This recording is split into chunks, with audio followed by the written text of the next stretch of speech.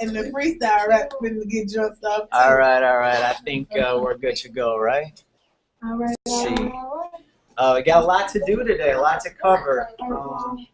At this point in the semester, we should have 2 assignments in, and we are 5th week of class. Are we? Yeah, it's the 5th week, and we really only have, what, 15 weeks, and so that's a third. Imagine that. Wow. How about that? So you should know a third of everything you need to know right now. Did you mark the first in last week? No, but I'll pass around the thing and go ahead and make sure you write the date at the top. Though there's a date that's missed, but that was the first assignment, and so I just consider if you turn in an assignment, you know, good. And I think we had a lot of people turn in the assignment a little bit late, but I'm sorry. Go ahead. I could put an X by last week. You can do whatever you want. Oh, sure. I think we're all on board now, although I'm worried about a couple of missing chairs today. We got 1, 2, 3, 4, 5, 6, 7 empty. Yeah, ain't good. But maybe they're all live streaming, right? We had 2 live streamers last week, I think. And Parks, what's your first name? Augustine. Augustine even made comments on the streaming thing. So that was pretty cool because it even timestamps when she made comments about the actual content, so I knew that she was engaged. That was pretty cool. Okay, without further ado, though, I'm going to get to the slides for this week because there are a lot of them. And last week was a field trip, and this week is more of a thinking week. And then next week I'll tell you how to do your third assignment, and we'll move forward. Did everyone get your assignment uploaded except for the 2 people that I talked to already? Good on that? Because the important thing about this class and your success is coming to class and turning stuff in so far. And then later on, midterm and final, that's when you show me what you know. But at the beginning, really, you just come to class, you do the work, you show up, you turn stuff in, and we're good on that. So it's important that you turn stuff in, otherwise I just worry about you. I'll be worried. If you don't want me to worry, my hair will go gray, more than it already is. This week was labeled social institutions. We're in an intro to sociology class, so I'll give you intro material. I see less books this week than usual. I got a lot of material, a lot of the Hensley book, the free online source. I took everything that's in this slideshow from the free material that's on the Google Books. This is a 2007 edition with the yellow cover. It's your Hensley Down to Earth Sociology.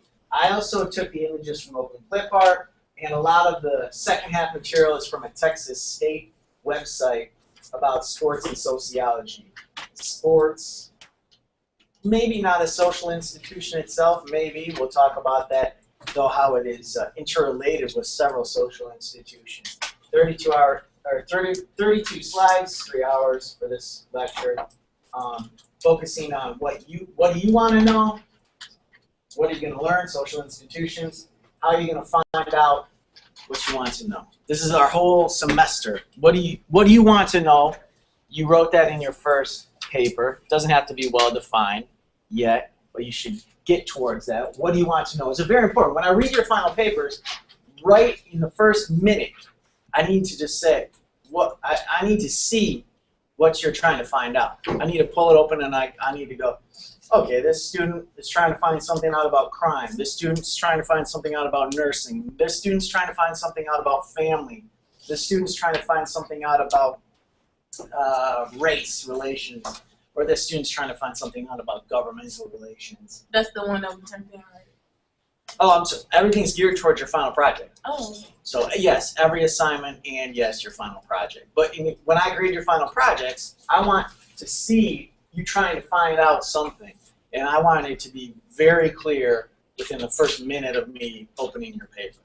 I don't want any weird word creativity going on where I have to go, what is this student trying to figure out? Don't make it complicated. Right. Straight up, what do you want to know? That should be very apparent to me right when I open up your paper. Like, okay, this student wants to know X, Y, Z. You should deal with this. And that's from our perspective therapy. Anything, yeah, anything you want to know about social studies, you know, you can do it in your paper. It can't be too much about math or no. the other things that you study here, electrical engineering. But what do you want to know about the social world? Anything you can write. And then later on, we'll discover how you're going to find that out. But we touched on it a little bit last week, how you'll find out through maybe a survey, maybe an interview set, maybe ethnography, participant observation. How you find stuff out is through your method, but we're still working on what you want to find out.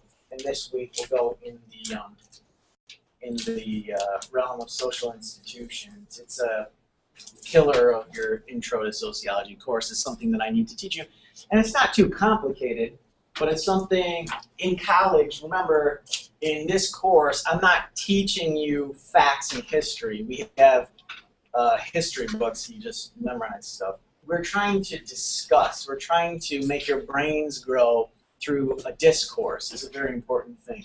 If you want to go read history books, you do that on your own time. Here we engage, we do it this way. So we'll talk. Social institutions are things you already know. Church, yeah, religion, that's a social institution, right? I don't have to tell you that. You already know that. So now we're going to talk about like why it's a social institution. How does it have an effect on your life? That sort of thing. And is it a good thing? This is not a moral or ethics class, but you have to talk about for society. Is it a good thing? Even church. What is a social institution? Church is a social institution. A religion is a social institution. But overall, it's not the only one. So what is a social institution overall? Your text has this statement. So we're going to try to figure out what it is using context clues.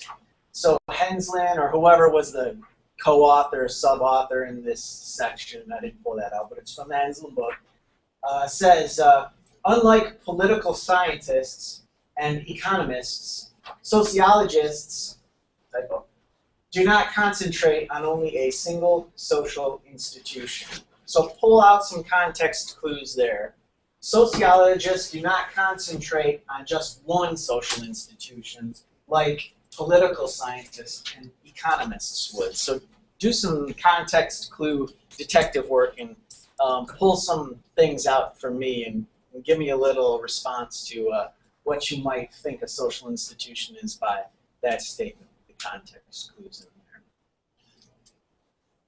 Sociologists look at many social institutions, whereby economists only look at one. So like how you got like, okay, religions like church, people may feel like it's a social institution, but it depends on, every church isn't the same. Like Yeah, different religious beliefs, like you got Baptist, Catholic, but although that they're godly, you may say, or whatnot, that all their beliefs aren't the same. That's a very good point, because when we look at religion as a social institution, you may view religion as a social institution. You may view spirituality as a social institution, although that'd be a harder case to make. You may view the Catholic Church as a social institution, or you may view the American Southern Baptist Church network as a social institution. So however you define a social institution, you would have to convince me in your paper. Now, an economist, though, broadly, is going to study what? The economy. So is that a social institution? A sociologist would actually like study, or would look at like how politics affects the economy and how the economy affects the politics. Yeah, and that's why we're better. Sociologists are better, right? Because even to, I'll probably knock on a lot of stuff in this slideshow that I shouldn't, but I'll knock on your nursing professions, right? Oh, when you do nursing, what do they teach you in nursing school? How to be a nurse.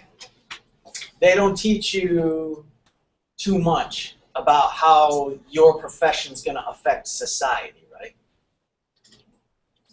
I mean, how many ethics courses do you take? One. Yeah, when I was in law school, I took an legal ethics course, and the first chapter was so great for me because they were talking about the categorical imperative, Kantian stuff. They were doing all this moral and ethical theory. And I went to my first class, and the professor said, okay, we're going to skip the first chapter, and we're just going to learn about the rule book of how you have to operate as an attorney. So usually when you go to nursing school, they're going to tell you how to operate as a worker bee nurse, right? They're going to say, okay, when you have to do this, you do this, and that, and then you check out and go home. You don't think too much about the impact you're having on society in general. Too much. As it relates to like your nursing, how is that going to relate to poor people? How is it going to relate to rich people? How is it going to relate to the oppressed? How is it going to relate to certain races? Do they teach you too much about how to speak to people with cognitive impairments or that speak other languages? At my job, we take care of them all. I'm in my personal center out transferring to my arm. I'm in my clinical portion. And there's actually, and I don't know if it's just the difference between an LPN and an RN. We talk a lot. Our whole lecture last Friday was on cultural nursing, but it's only one lecture. It's not like we spend months and months, but we talked about like culture. We talked about like changing the society's view of a nurse, and we like pulled some stuff up on YouTube that makes the nurse look like sexy or looks dumb, or just like different how like the society like perceives a nurse, and trying to change like that thinking, and so we do touch on some of that stuff, but not.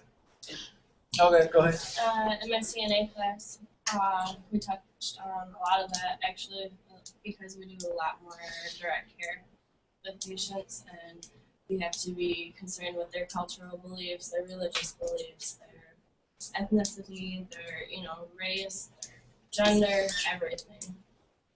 At my job, they just started doing this little thing. Like majority of the CNAs, there's black. So the higher ups, like with the management, they're white. So a lot of times, though, you may feel that I'm giving you attitude. It's not necessarily I'm giving you attitude. It's just that that's maybe the way that I speak, or or walk or talk. But it's a problem to them because they say, well, whoever is reported of this type of behavior, you're gonna get it written up for a bad attitude. Mm-hmm. But it's not necessarily I don't have an attitude.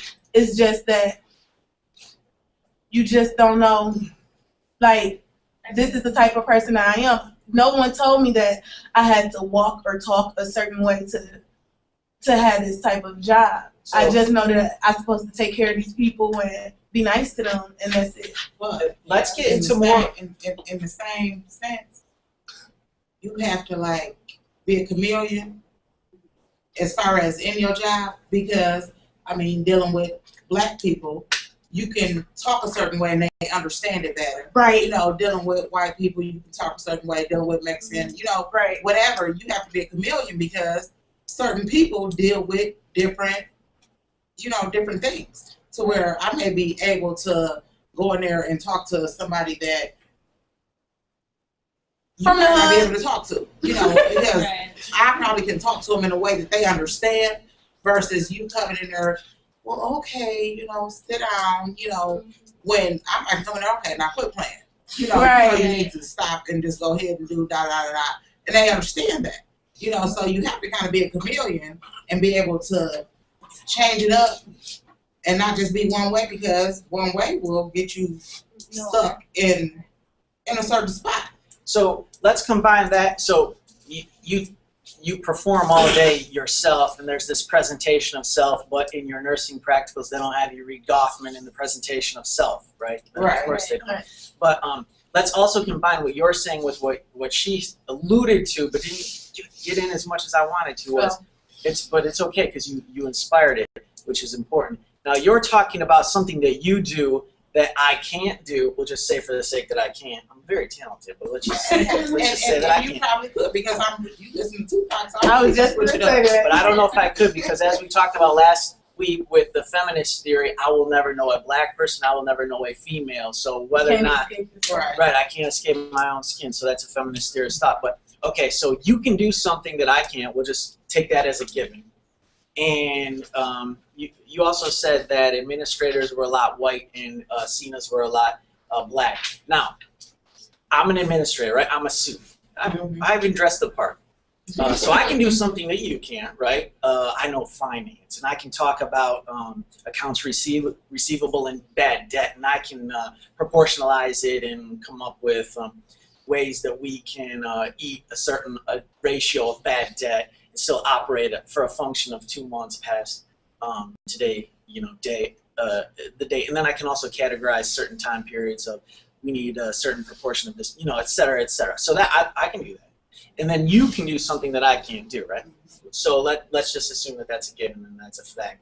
Now, let's talk about the system of values that is placed on that. As the chief financial officer, how much do I get paid? How much do I get paid? You get paid. I get paid. Pretty good. Right. Yeah, I get paid. Good. How much? But you have a special skill that I can't do. And how much do they pay the CNAs comparatively? Peanuts. Well. Peanuts. Well, compared to you. Compared. Yes. So you have one skill that's paid this and one skill that's paid this. I work harder than you do. And then who really cares about you knowing about all the books and all of that? I mean, when it comes down to the care, I can care less about. Yeah, but you wouldn't have a job if there wasn't somebody there to care about the finances. I mean, yeah, That's true. true. You know what I mean? Like, Somebody got to build that business. They have you all brainwashed. If you think that, you really think that? Do I really think that? But no, that's true. But at the same time, you wouldn't have a job if these people wasn't coming in. Sure. That's what I'm saying. It's not. I so it's not all about the finances. I mean, because the money is gonna come in. There's always going to be sick people, right? But you have to make sure that your people is taken care of too. Versus, I mean, what's more important? The thing is, it don't matter where it comes from. Somebody got to pay for it. Or you just focus on the money. No, I don't think either. I think you have to have a balance. I don't think either one. I mean, like, I'm a nurse now. I mean, I'm very proud of what I do, and I do a good job at it. But I'm glad that there's somebody above me that manages the business so that I have a place to work. Should that person make 10 times as much as No. No, I don't know. No, they should. I should. You don't maybe know? not 10 times. I mean, more than I make, but where you work? It's like this with me. It's like this. Love you at your job, huh? No matter. Love you at your job. No matter where you go I do it or what you do, it's always going to be a disadvantage. A little bit of money and work the hell out of you, and we still gonna get this money because you ain't gonna complain. Well, I'm so glad that you're there, Bob, to make sure that everything is fine. But Bob all the time on vacation. I mean, I think my boss is great. Like, I mean, our whole, like, everybody at our job, all the way from the top level all the way down to the whatever the lowest level would be, gets bonuses, gets incentives, I mean, he talks about, at our Christmas party and stuff about giving, like, when he does well. Where do you work at? Is they hiring? We don't hire Stevens. Oh, well. So I'm gonna wrap this discussion up about this so that we can continue on. But two things to think about from this discussion. There are two systems at play in the CEO versus CNA discussion. One is a power difference. You have a CEO with a lot of power who makes a lot of money and rules, and CNAs that have to abide by those rules and are subservient and in a way oppressed by their lower wages that are even below living wage. So that's one thing, is a power difference. But so you can look at power differences if that interests you. Write your final paper about power differences. But another thing, along with that, which is a little bit different though, but somewhat connected, is the racial difference. So you do a study: how many CEOs are white or black? How many CNAs are white or black? So you can do whatever you want. I freak out about the racial stuff, so that's a sort of thing that I would study. You said the race? The race, yeah. No, it's because there is no person of color in a position where we work. not Me and her one. work at the And the same place. thing is, I mean, like, I'm not the type So of, this is not the things that you talk about in your practicals. no, I'm not, like, I'm not, well, I'm black, so of course I'm pro-black, I'm for black people, but I'm not a racist against To be white honest, people, like, or, we're like- but I know the difference. You know, like, and see, my job or whatever, Yeah. like, I know.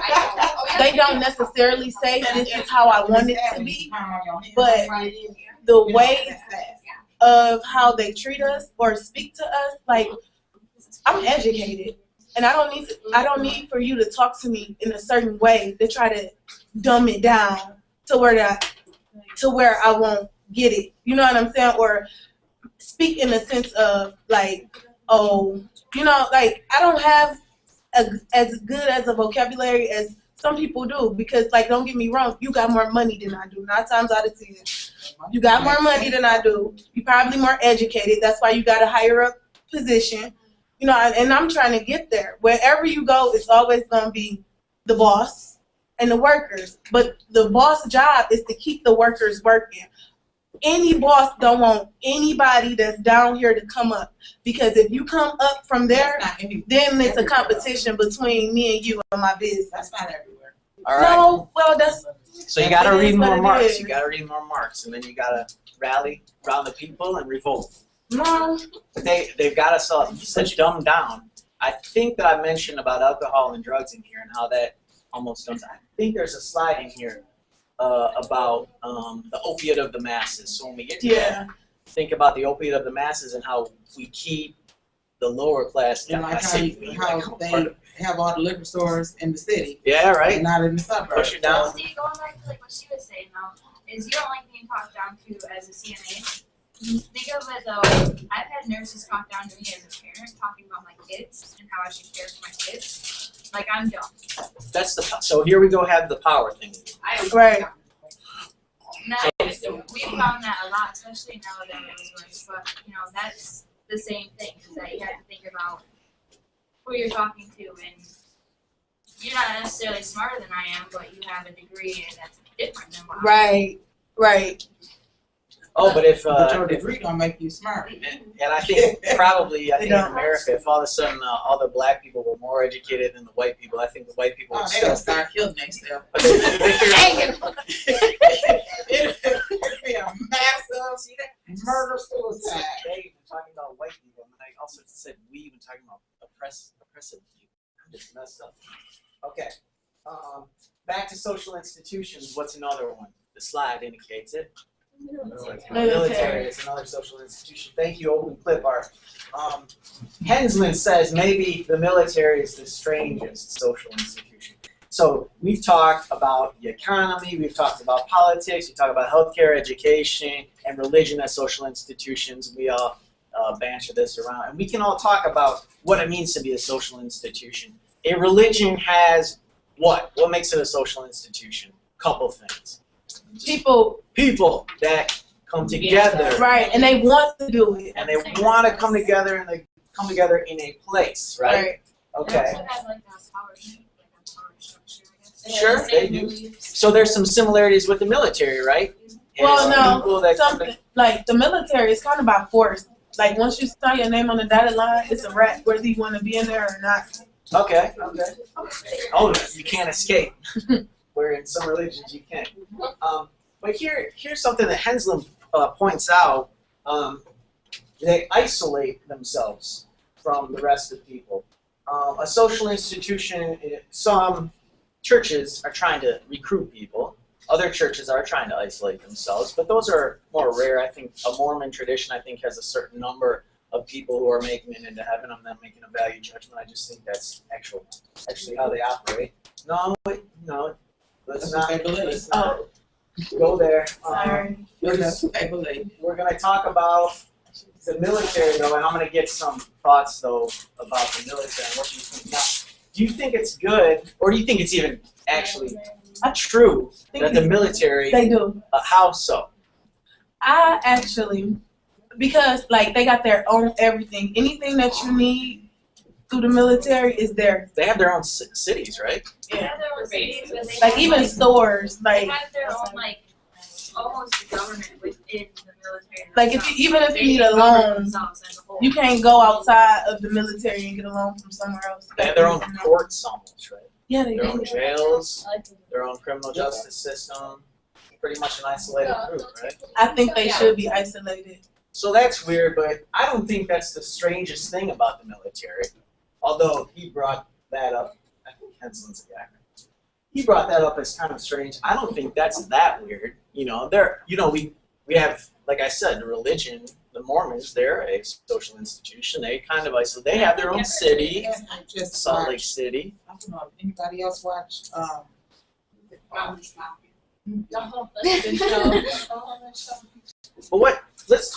let's think about, go ahead. What would you say about, like, in high school, like, when cliques isolate themselves from... A clique's not a social institution. You wouldn't Why consider not? that? Right. Why not? Yeah, why not? Somebody tell me Because why. they're not established. What's that? They don't have meetings, so they're not extremely organized. What about Mean Girls, though? They had meetings. They had a whole structure planned out. You They're have not. to be big People to don't be know a social- about them. They're not established. Like People don't know about branded. They don't have titles. They don't have money. They do have meetings. They're in high school. They might not be formal, but you can't tell me like that a group of girls or whatever does Right, get that's what I'm together at saying. a house and So now we're trying to figure out really what a social institution is. It's a right? social group. It's a group, but a clique, I'm saying, is not a social institution. Why not? They don't specifically do something for society. So here, let's go that route because the slide's gonna go that route. Is they don't do anything for society. When you talk about the American government, what do they do for us?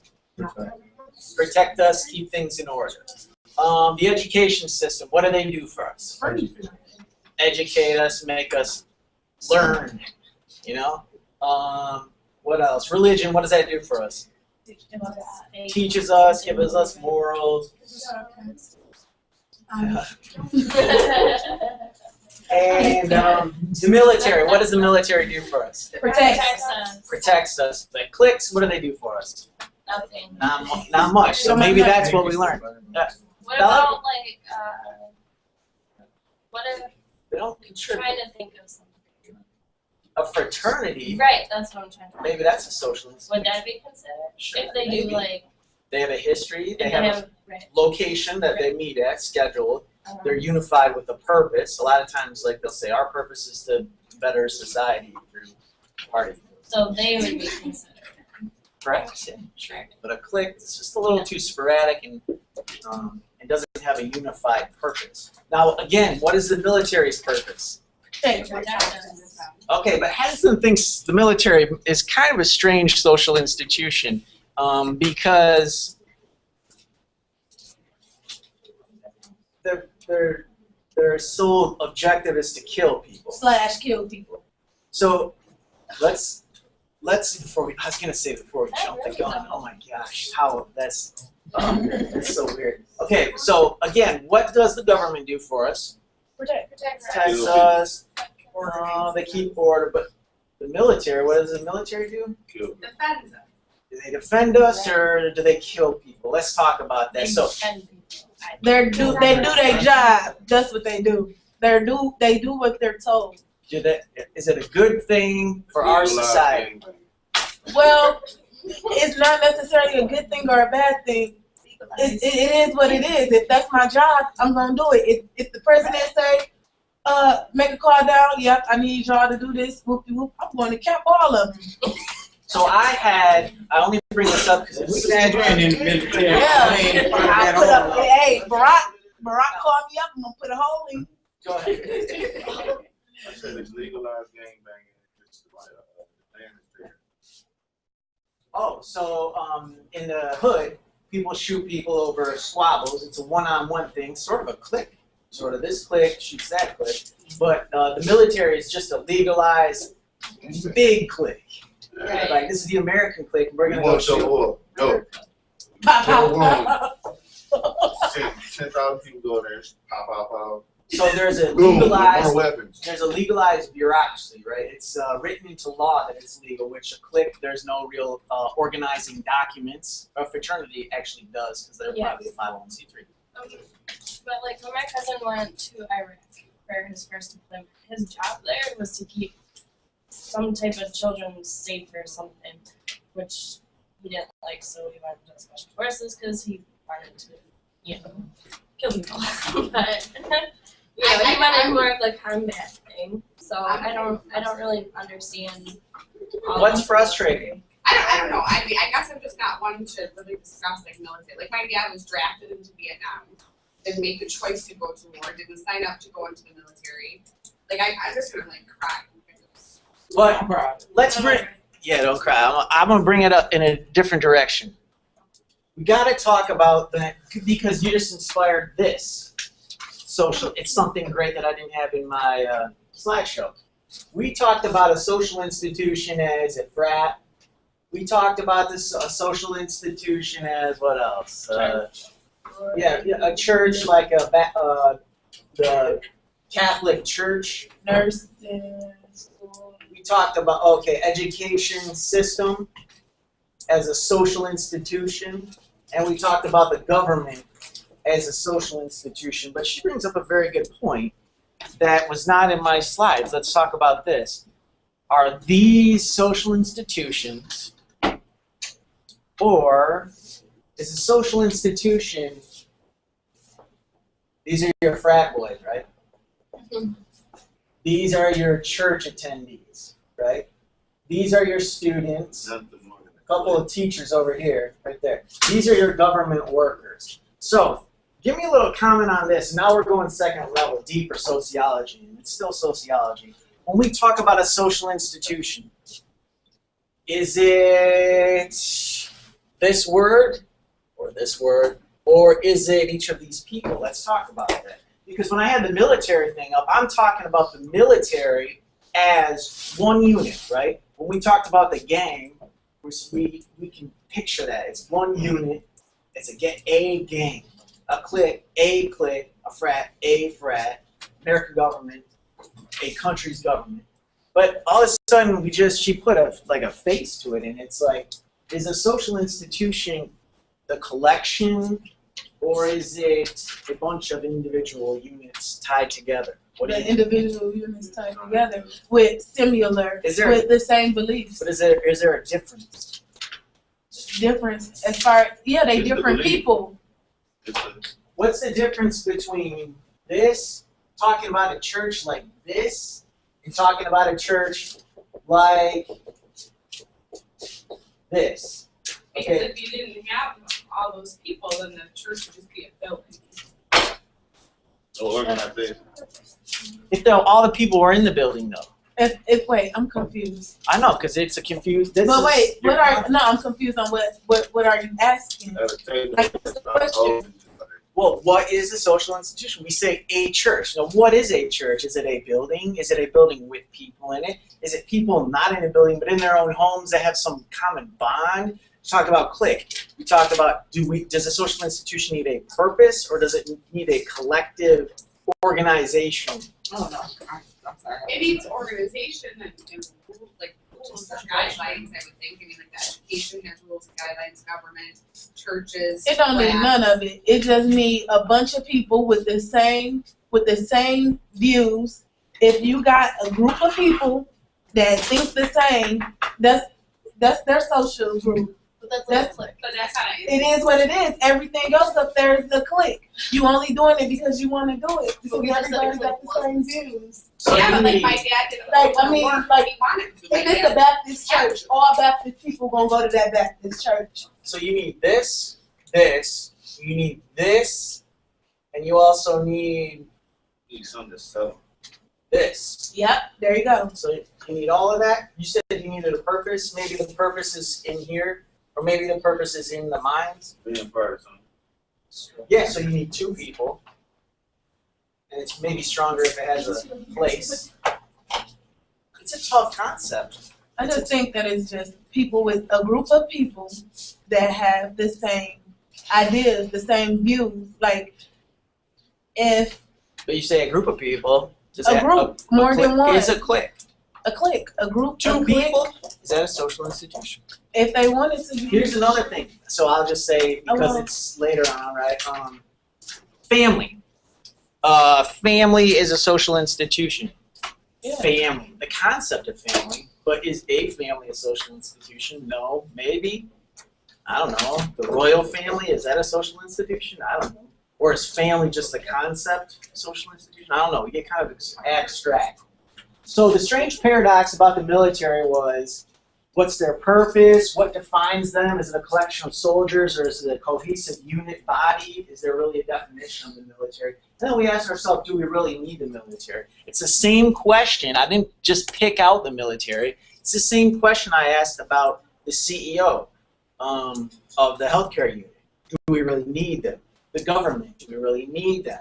If we didn't have police, maybe we have gang warfare. Do we really need the police? Do we need a criminal justice system? The only thing is, if everybody just, if it wasn't brought up through the founding fathers, to some type of way to make life better for them so that they don't have to worry.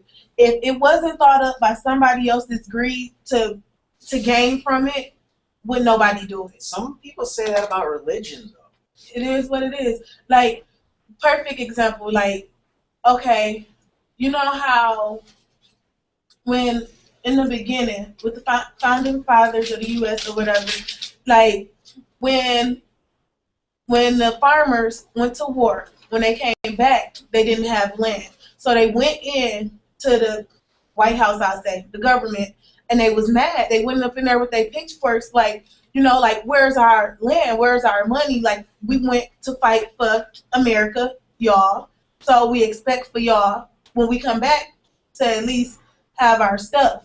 But when that happened, the head people were so scared to where that they had to figure out how to make the central government stronger than the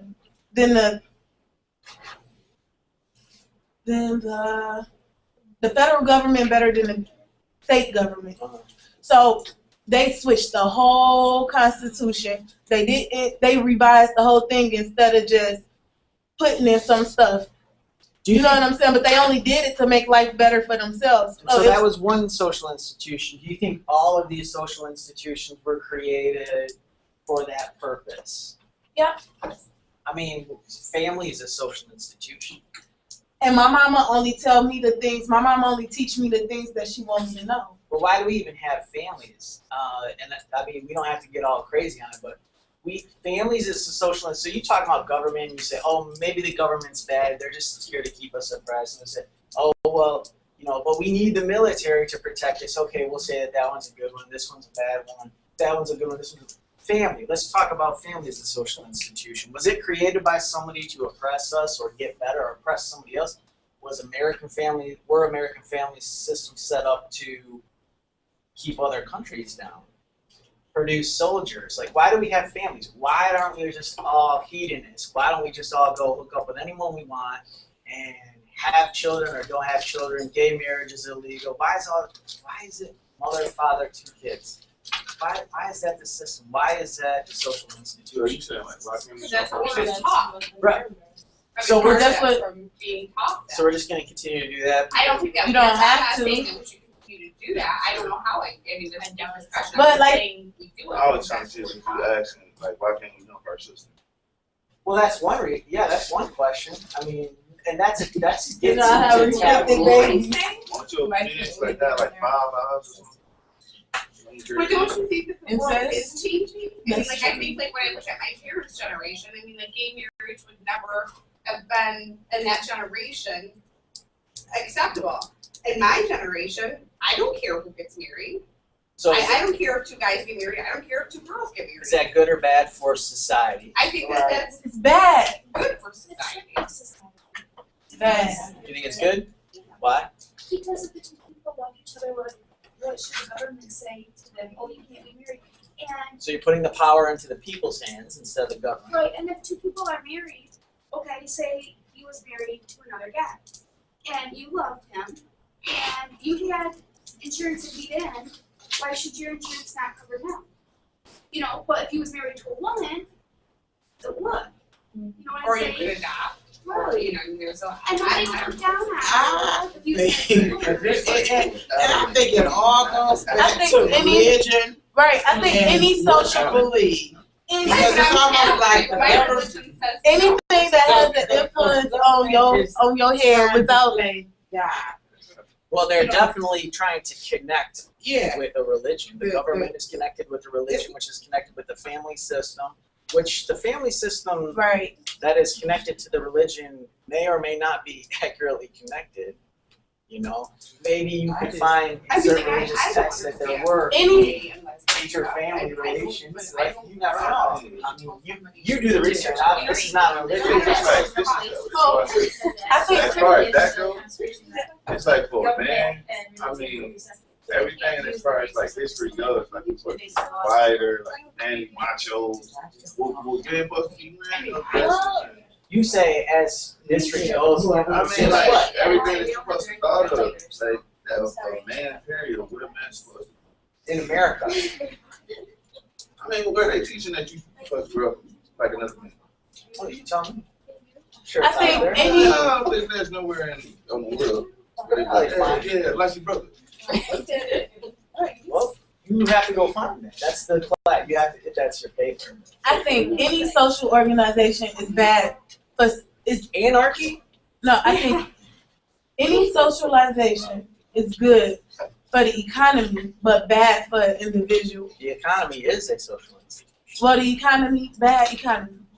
It's bad for a person because if you're a person like that got all these questions like you do, you're gonna have a hard time. But I think that the social institutions show that okay, like people are able to conversate and have similar ideas and can come together to grow the ideas. But outside of that, when it's somebody that's not into something that everybody else into, they're gonna have a hard time because they don't have nobody that share the same similar interests as them. Okay, so organization, Yeah. community.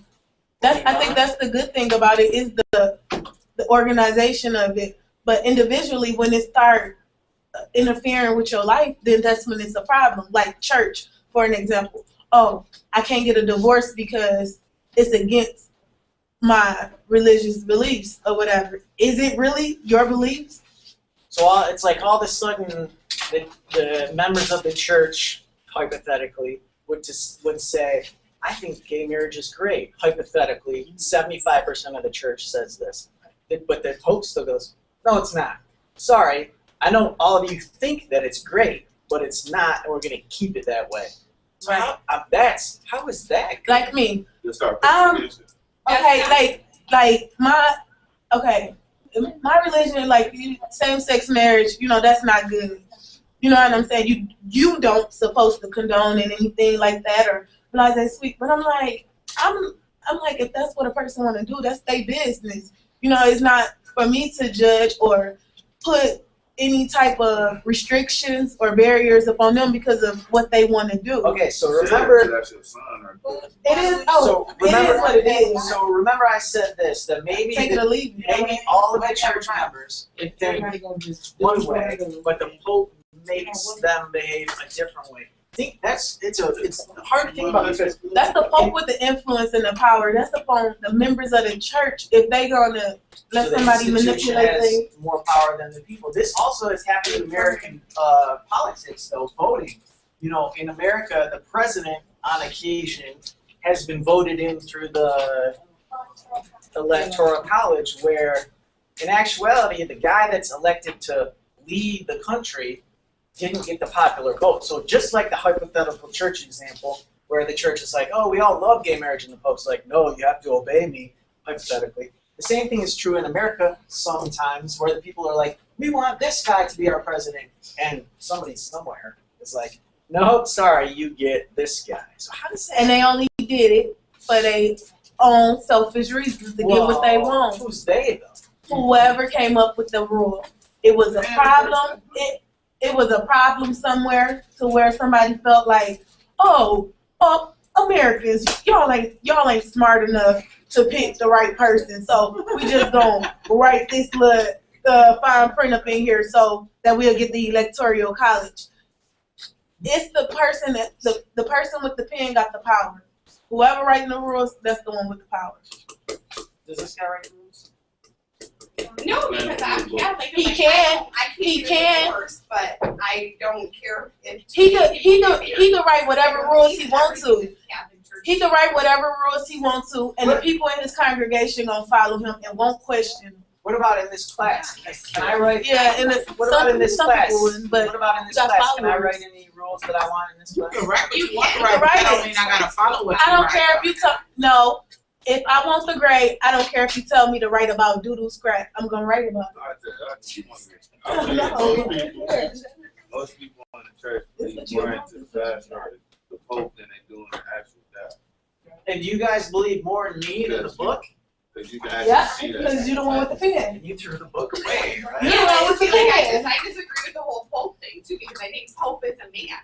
Like, Exactly. my religion is from God, so who really, and I'm Catholic, born and raised Catholic, but who really Exactly. ever gave the Pope the power other than the people So, to and then, change the rules? so in that scenario, That's why you better in the read it for education yourself system, and know I'm it just for a yourself. conduit, and you're never The gonna whole remember service, me, but you're gonna remember the subject. Or vice versa. The whole service though, they just tell you about stories about when Jesus was talking. And like you can't hear that. Like I mean, Jesus but don't talk that's, to you, he just talks to strictly to the pastor. but that's Whoever else that's that the part of him getting up every Sunday, Wednesday, whenever you go to church, Saturday. You know, that's all a part of what he was brought to do. But you got to read the word for yourself and know what's going on. You And you know, make your own decision. Sounds like this. I'm a Catholic that believes in birth control. I'm a Catholic that believes in gay marriage. I still identify myself as a Catholic, I guess, because that's what I'm raised. That's the church that I know. That's the, Right. but I don't agree with 100%. But and you know, then on the flip always side, have I this can't disappoint my family by getting a divorce either. but you're not happy, so get a divorce. No. Are you asking, like, what is the You know, worst? I mean, right. Yeah, You know, I'd like you're to not know happy, that. get a divorce. Who cares? can tell you what to do? We're, You know what I mean? we're in a sociology. We can talk about this class. We're in a sociology class. You have access to all the journal articles. Like, why do I have so much power to grade you on something that you should just be able to go and learn yourself? Because Delta gave it to you. And when you went to school, you And also, got it. why am I getting paid? But because Because you went to school, you got that paper behind your name. you know, I told you, I don't have She any did? degrees in you ask your sociology. God for Huh? forgiveness Why and am I even getting move paid, it, right? and keep moving. And he has a forgiving God. Okay. You believe in Jesus, you believe in Buddha, you believe in that one lady with like 7 legs or something. And all y'all got different beliefs, right? Come to find out that Jesus is the real God, right? So everybody that believes in Buddha and the lady with 7 legs, well, I don't know what that's called. Y'all all die. It's because y'all believe in the wrong person, where y'all was born at. And that's what y'all Who said talking he was about. probably wrong? No, he's I'm speaking talking about hypothetically. if Jesus was the actual God, then the people that believe in Buddha is just gonna go to hell. People that's believe in the lady with the 7 legs will go to hell. Any other religion other than Christianity will go to hell. Because he's a jealous God, remember, right? No, it depends on how you live your life. Because But if you you don't said believe, you must if worship you believe in somebody else as a god, but yet you was a good person your whole life, are they gonna say, "Oh, you didn't believe in me," but like this person murdered somebody and was a horrible person, and they're gonna go to heaven because they did believe in me? So you've asked me, He's a forgiving this God. helps me explain. You've asked me if Two I'm verses, wondering somebody's totally different. why people have power, why we believe what we believe, where are the controlling mechanisms. So there is doctrine that people have been raised on that tells them to operate this way. If you did not get the pastor's stories or whatever stories, if you did not read that text, if you did not have that parent that told you to do that, they would have no influence. So somehow we've been created into these people in this classroom, these Americans, and somehow there's a text somewhere that tells you all that I'm in power and control, and that somewhere says that education is important, and that I should be up here talking, and that I've been given power. We have to figure out why and how, and if that's a good thing. And people get very personal with religion, but I mean, we can open it up about this class. I just keep saying, you all have the same access to information as me. Some of you, I think, may be older than me, so you actually had more life experience. So, why? Let's talk about that. Why am I up here? Because you went to school. Like you have further training or education. What if we ask? You followed the same rules that we're following now. We were told You did give me power. You guys have given me power because you participate in the system that empowers me. So everybody that works at McDonald's is empowering that system that pays you $7 an hour. Or, I mean, do we? Ain't everybody about? No, I mean, you don't. They probably don't feel that way because when I go to work, if I wasn't dealing with people or whatever, like it'd be so much easier. But when I go to work, if I didn't have to deal with people, I'd be like, shh, just give me my money so I could go. You know what I'm saying? And the only time I pick up days is because when I need some extra money. It's not. I'm nice to the residents when I'm at work. You know, they love me and everything. But at the same time, I have a internal motive. My job is to get paid. My job is to keep my job, so I can continue to get money. So that's a bargain that you have with me as well. You giving me this power so that I could then convey power to you. Give me a good grade. So in a way, maybe you actually have the power. The salary that they pay me is just phony to keep me here to keep the whole system going. I don't. So then what about the church? Like, I'm not saying that this is strictly about that, but you said that the preacher or whatever tells them that gay marriage is not good, and all the people believe it, but there's so much people only believing this one person. Why are they only believing one person? If they give the power to them, why can't they turn it around? He's supposed to be chosen. Because we allow them. It's a charismatic leader. Why don't we overthrow the president? I mean, we all Because we gonna go to jail. Right? Yeah. That's what I was actually going to bring up with If you overthrow Don't say that too loud. You're gonna go to You house. recording this? You know they got That's that really little. dangerous. They gonna come shut you down. Maybe some would say maybe it's doctrine. You know, I don't know. Don't talk about Yeah, overturning the government too loud. You know They'll come get us. Yeah, they'll shut you down quick. You saw me skip over all those slides so fast, right? I'm not gonna get in trouble. Now, the criminal justice system, you know how much of a fan I am of the criminal justice system. They pull you over with a trunk full of grass and you go to jail for life. We have to have that system, right? I know we have. Why not? Throw their asses on the island and call it a day. So that would still be a Are the system, rapists right? in there? Right. That would still be a And system. we just put like criminals on. We have islands, they're just not in Throw them over there. Put them. Like if somebody do something bad, it should be some type of punishment. Whether it's like if it should be some type of system. If somebody does something bad, there should be a system to punish them. But what does the book say? This system is set up to be present in the lives of young, disadvantaged men, playing a key role in sorting and stratifying the labor market opportunities. So when we continually talk about finding people that do wrong and putting them in jail, who does this system continually find that is doing wrong? It's always black people. Well, you say black people, and then this book says. Well, statistics say that it's black people, 85%.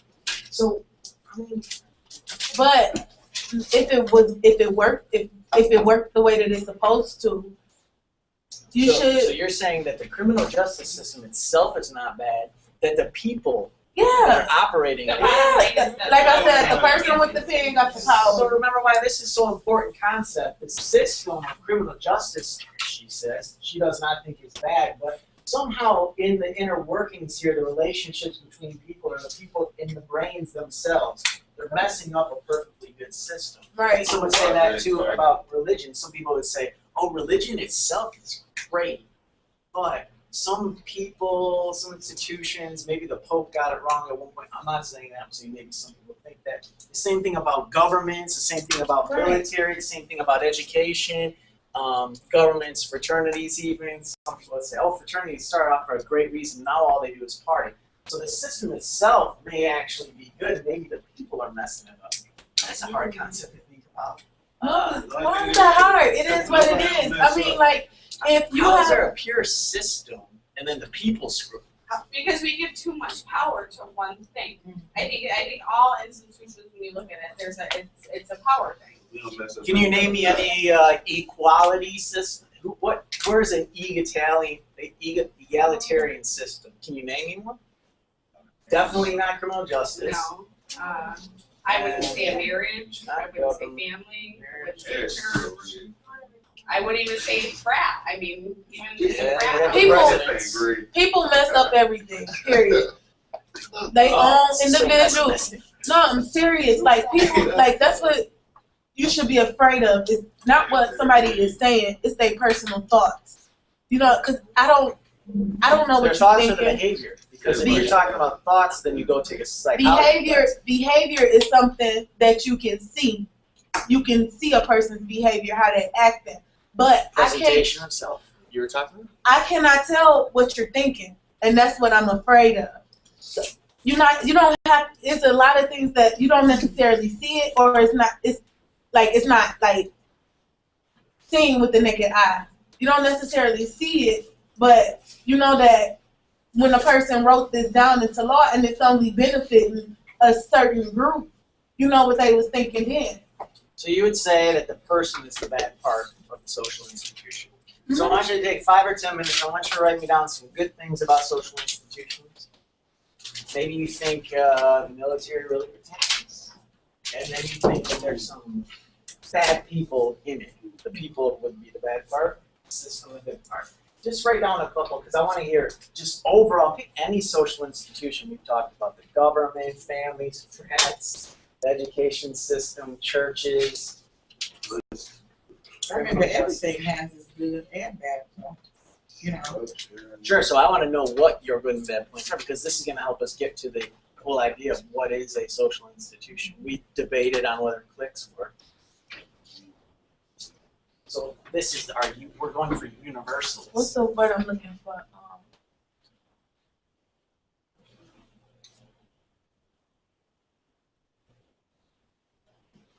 So then we can weigh them. If everybody tells me a bad thing and nobody tells me a good thing, then we just say, social institutions suck, let's revolt. We just can't organize, because that would be...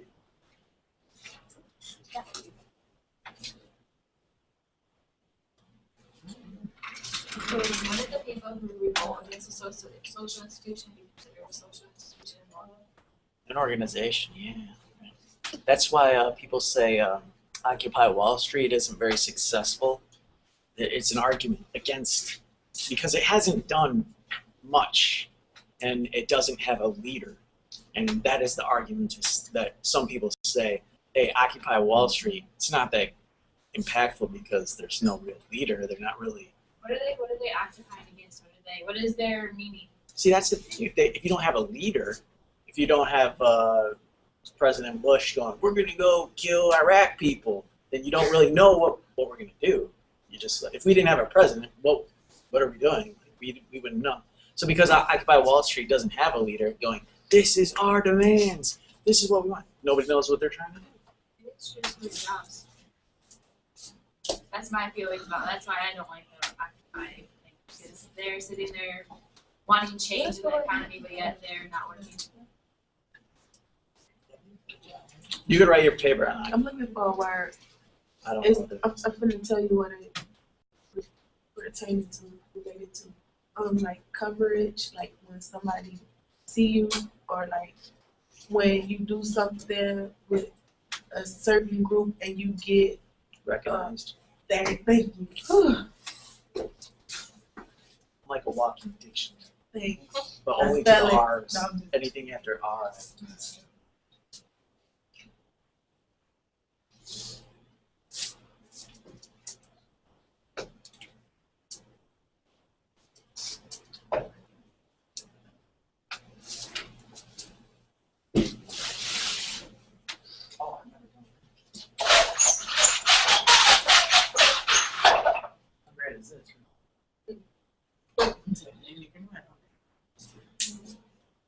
All right, let's hear him. Who's got a good one?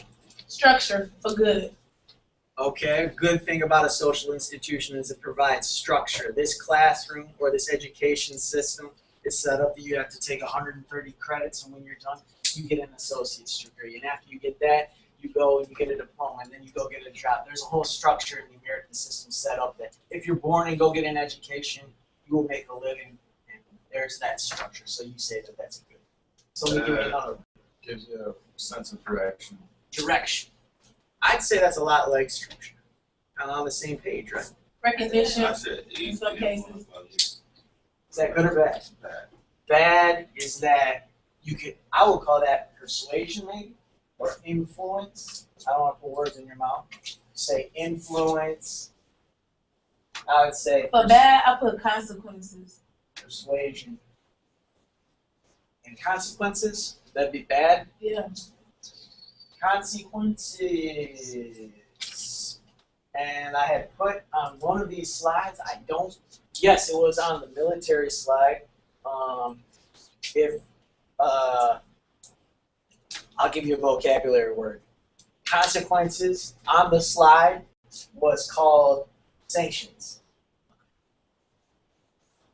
And I want to point out that's a vocabulary word, first of all.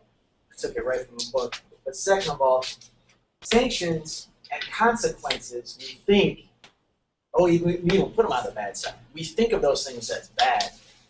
The consequences of this is going to be bad. The sanction is bad. But just the thought, for vocabulary's sake, and it's on the slide, sanctions can also be good. You can get good sanctions, rewards, and you can have good consequences.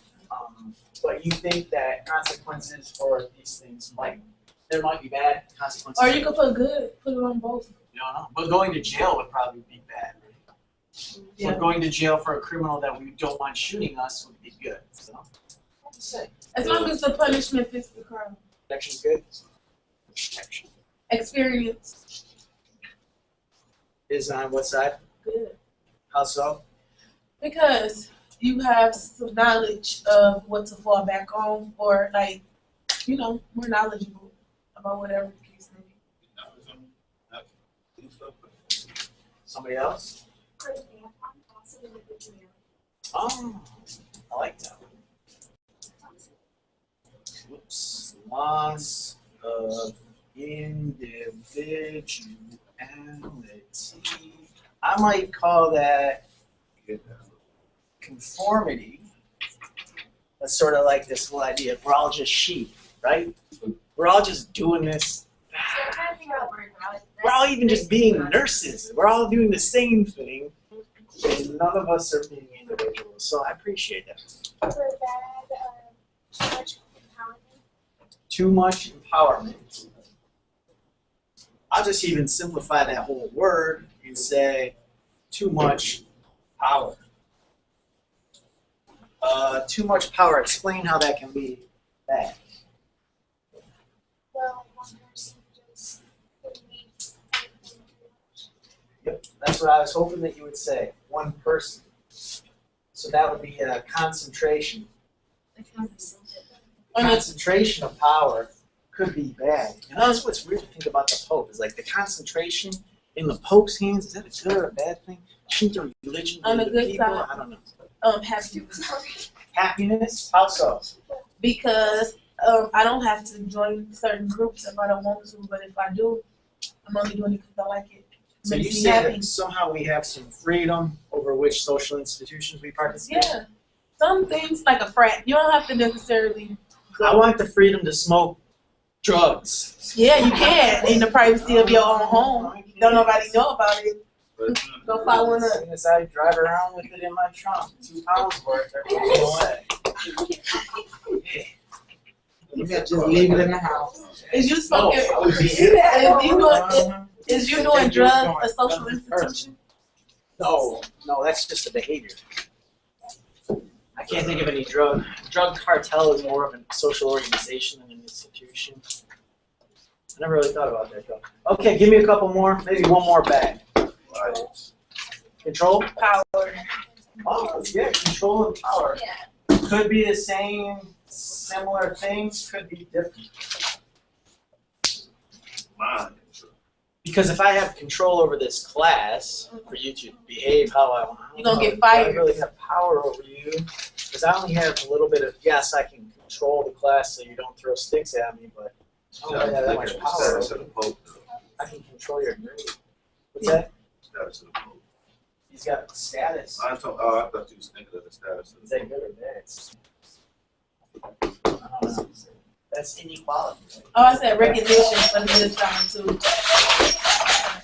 very good participation. I like that. I appreciate that.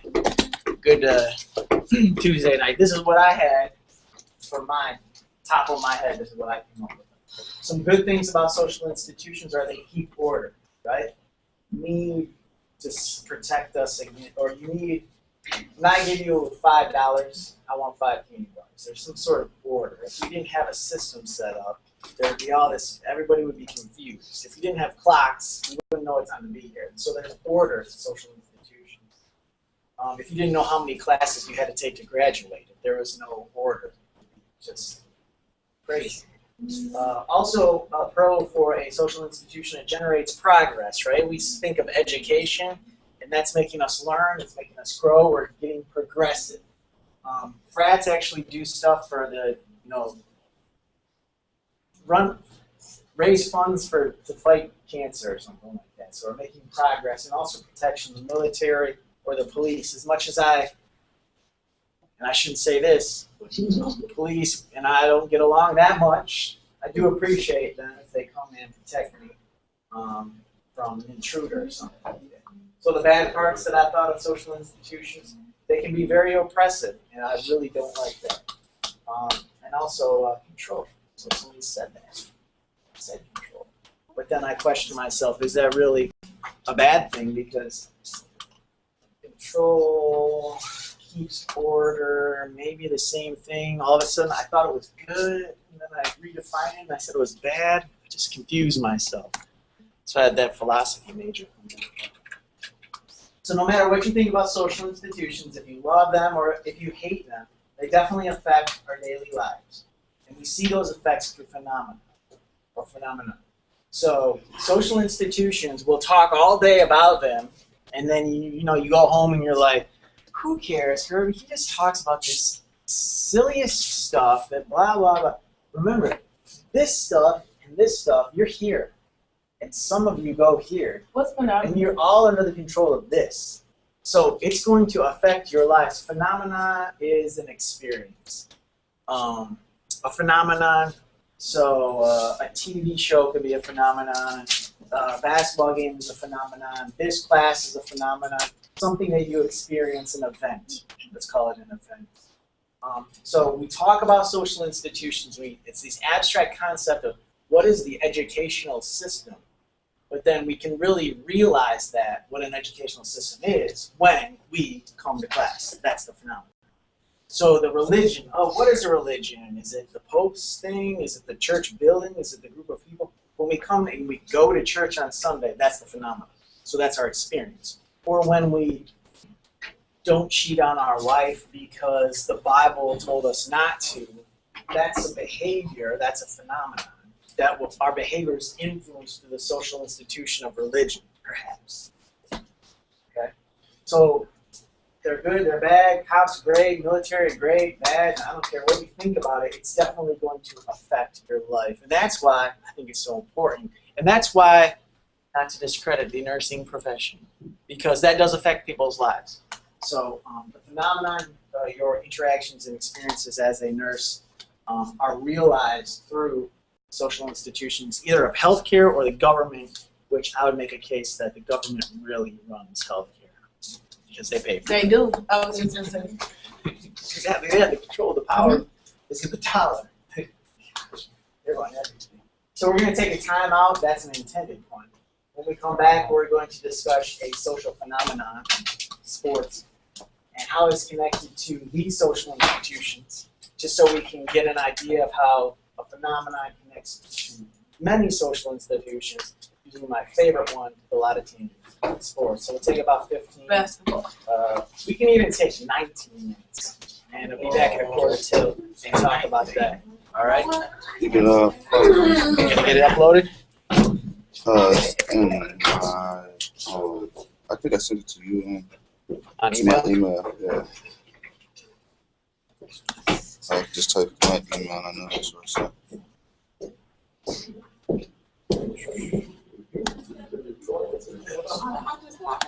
What time is it? What time is it? I wasn't here last week. Do you want me to email you the assignment stuff? Is the Dropbox closed? I'm not sure. I think it closed tonight at 11:59. So can you get it up? Yeah, I can get it. Get it up tonight. Okay. Yeah, just give it to me. Can you explain it just a little bit better? I mean, most of it's me. It's just about. Actually, not exactly what she said.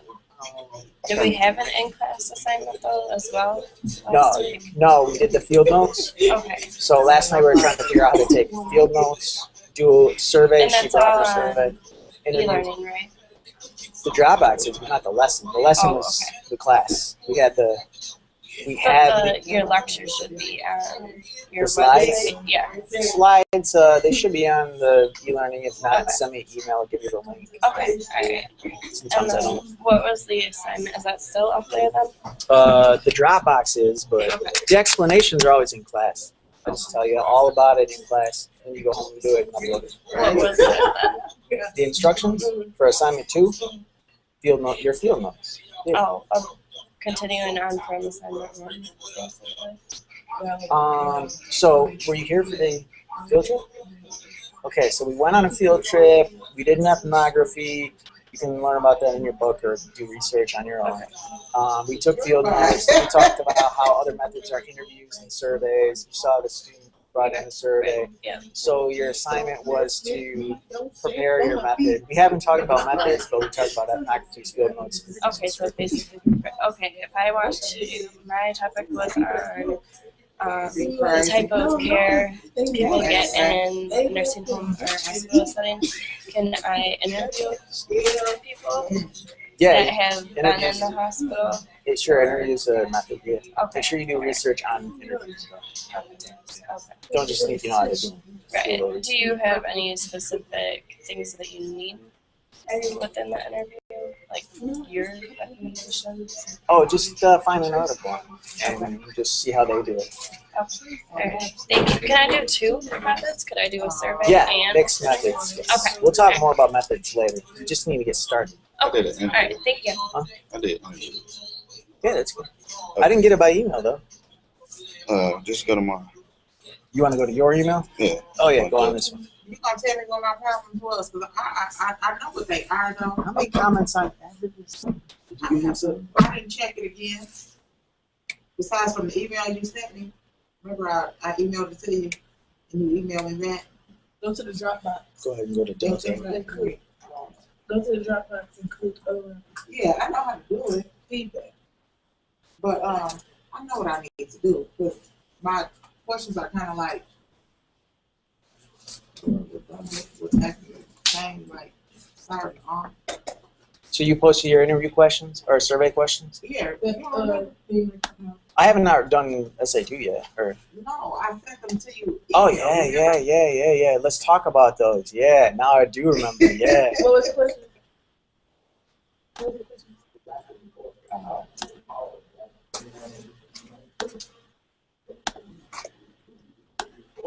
See if I can pull those I know up. I need to like find some different words to use as far as the way I start the question off, because all of them was like, do you think, or how do you think? Yeah, I got some comments on them. I'm gonna try to see if I can bring that up.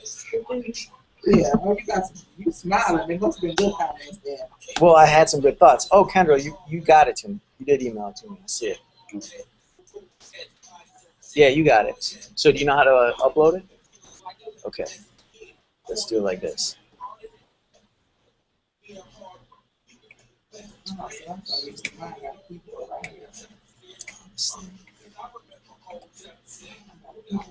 This is your email? Get it up.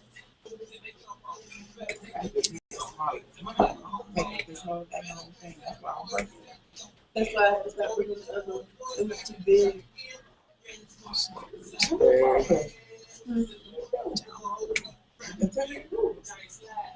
So it's there. I'll go to auto come up.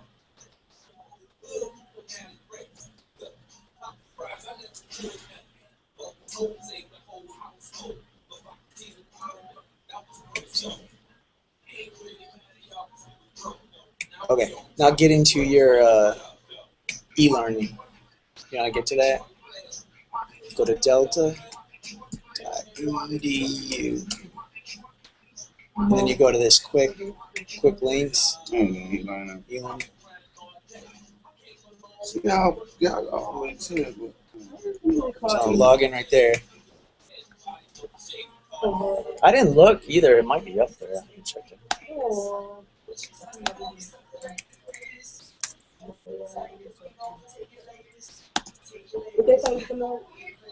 Oh, what? Girl, You know, I'm supposed to go to like content. Go to, yeah, and then you should have the course right there. Click on. Click on that. Oh, what? Course task. Job up. I'm trying to Yep. maneuver. I got it. That's it too. Yep. SA2. And then you got to go add. For what? Number 2? I haven't done number 2 yet. Oh yeah. Oh yeah. Where is it on this good? What is your It's it's okay, so or I don't know, scroll up and down. Because I was calling this, where at? For North and South? Yeah, right there.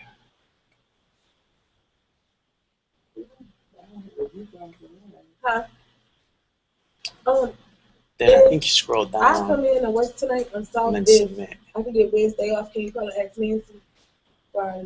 Okay, so I think it'll work. I could come in tonight and work 11 and 7, but I need Wednesday off. So I think I did this. I'll make sure that Next Wednesday. What's your last name? Starts with R. Rogers. Yeah. Yeah, good. Which will Right be there. the 13th. Yeah. Ready? We're good. Cool. Yeah, That's call her good. and confirm it first. What was your name? Last Okay. name? Washington. Okay. She gonna be like today Tuesday. She thought she did Wednesday off next week.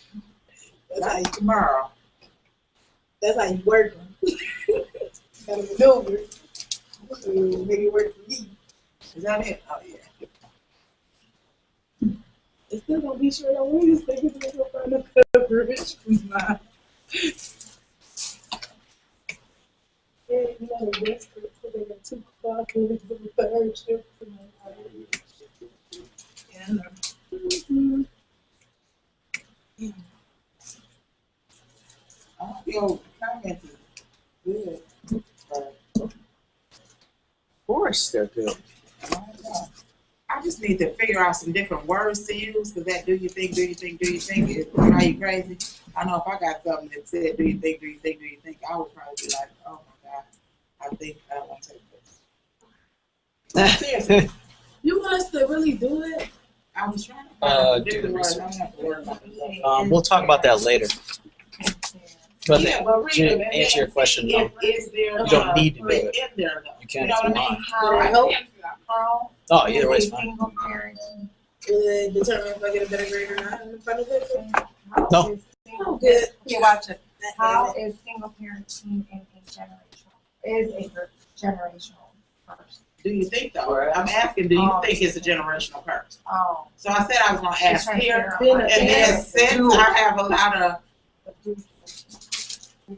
black people that I work with, I'm gonna print it off and take it to work too. That way I'll have like 2 different versions.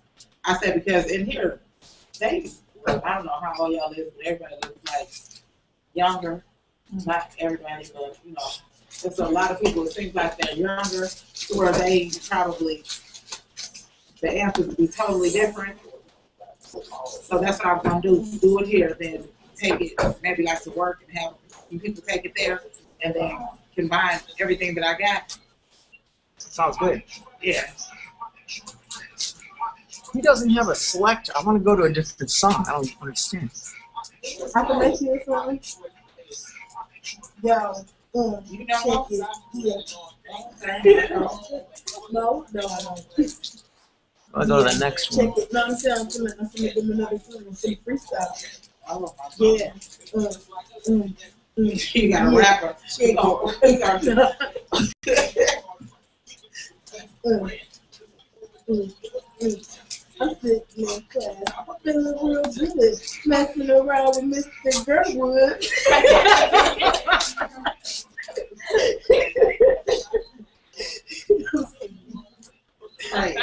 So I told Bo that I was playing this in class. He retweeted me, so he might be watching.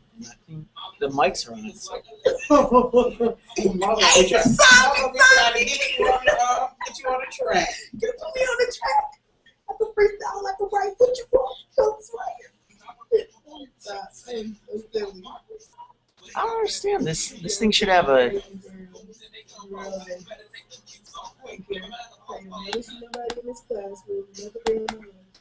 I'll see you next week. I know. Probably not good. I don't even know people are going to class. I'm saying that's work and I don't have to turn around.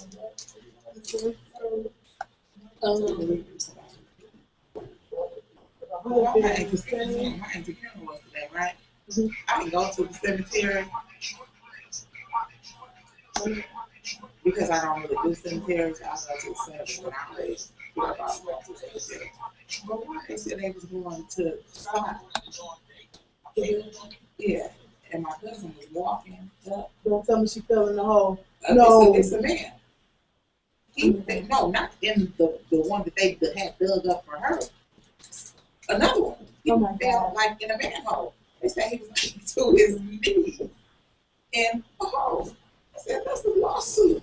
They don't have that like that. That ain't a lawsuit. Yes. Against the city, and they already broke. Oh, it's a hole, like a regular hole? But it was covered up with like the ice or the sand, and they didn't put dirt in it or something. Because you know the dirt ain't stunk like that. But he didn't feel. It's nowhere. Oh my goodness. I mean, he probably was in his suit. And he was. Oh my goodness. She said, I had a flash. I had a flashback. Put up myself. Oh, you took a picture. They didn't take a picture of it. Actually, they take a picture of my Facebook. Oh,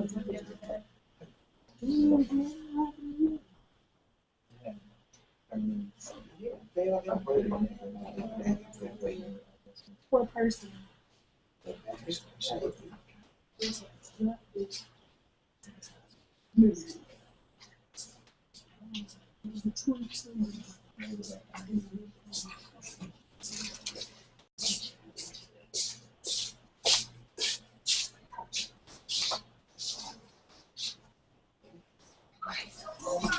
Who are you telling? We got, woo. You been here since how long? Seem like longer. Man, Stephanie. Oh, she gonna call me back. I hate Did my phone just die? and I got her and What's up? What's up? I'm actually downgrading to a BlackBerry because I hate touchscreen so much. Like I hate technology. Tonight? I already told them I'd come. You working tonight? Well, why you asking me? Right. See, I went from a. Why? Do you want to work? So that's. Do you want to work? Yes. Well, why did you call me? Well, why did you call me? I had already called up there and told them that I work tonight if they let me get off for next Wednesday. Michelle said she's gonna call me back. I need next Wednesday off. I'm not gonna be here Monday and I got live practice. Michelle, who actually would call me? Oh, I thought you said Chris. Who asked Michelle? I called Michelle. I don't know. Are you making fun of me? I said I called Michelle. I called up there. I almost got We're talking about the Do you? Leo Lisico. You guys really want to. Guapo. Mimi sema mishana nikienda kazi. You guys ever seen Project X? What's up?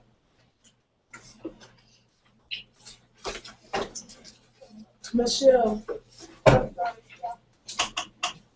Man, if she call me back, but the way that they've been short, so they gonna need somebody tomorrow too.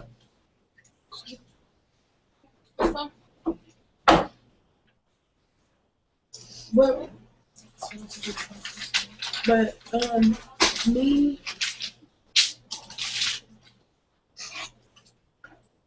me and Bruce supposed to go out today. Me and Bruce, that's where I was yesterday. Actually, came and picked me up. I was over there on doing this. About like how people react Me and Bruce we just hung out. to like how people react. And Gilbert and Love. Gilbert.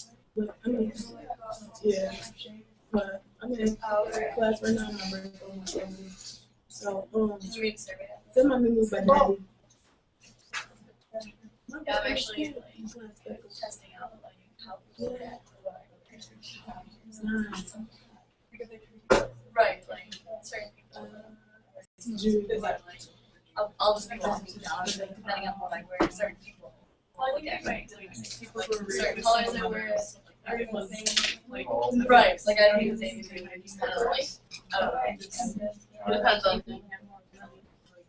But that's not trying to figure out what's. I don't think it's necessarily. Get you I ain't gonna even have to work the whole day. I don't need your service. Like depending on the I know. certain colors or Particular girls. Work at the same place? Like, I don't know if my Which one? Bridgeport. I don't wanna know where I work at. Somebody probably She work at Heartland. somebody probably know where I work at, call my job and tell them how bad I was talking about it. The CEO of McLaren Bay Hospital is on the board at Delta. I should get her in to talk to the class. About what? Whatever she wants. She gonna hire us?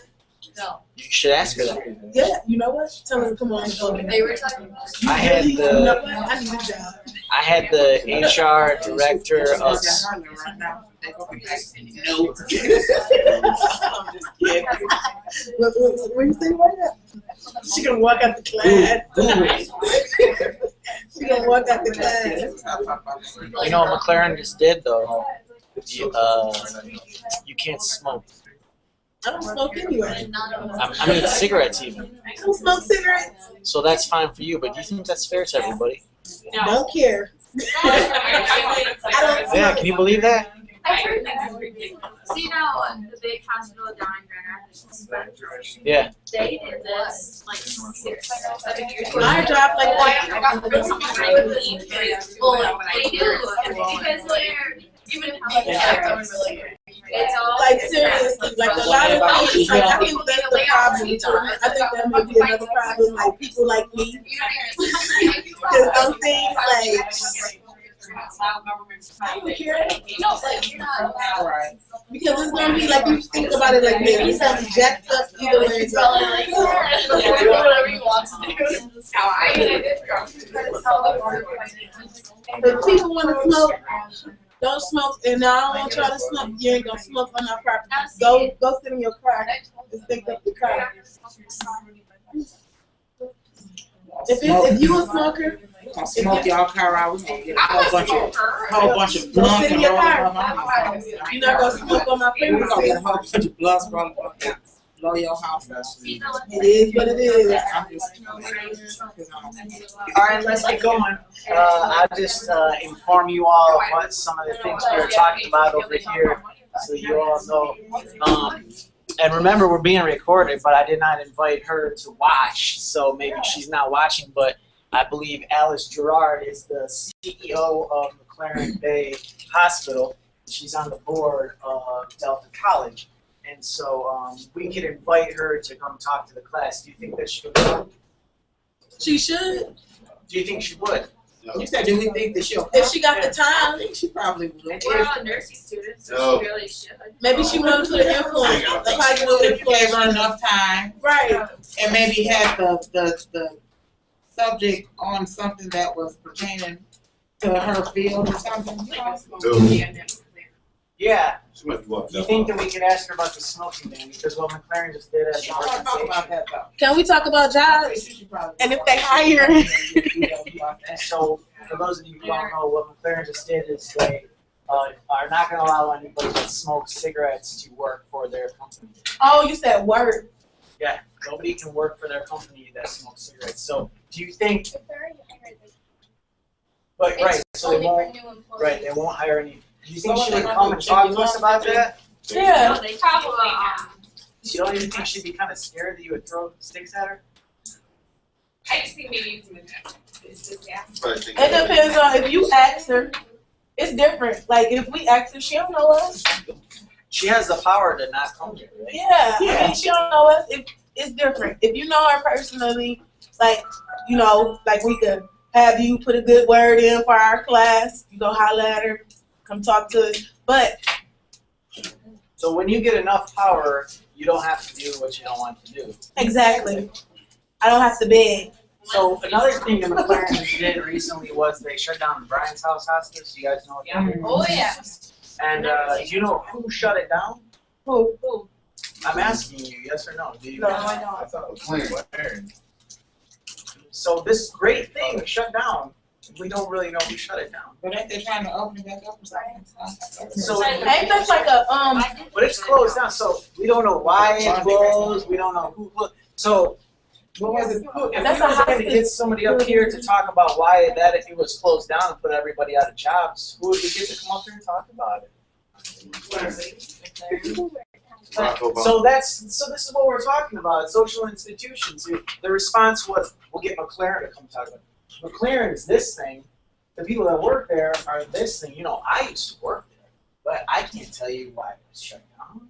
Right? I'm not I the. heard it costs too much. I was just gonna say probably. So it cost, but didn't somebody make the decision and keep Yeah, but it? nobody wants You the to one that's so working in one finance. everybody's mad at for You me. tell us. So nobody makes that. Like nobody's. Why you don't work there no more? Because then you're held accountable.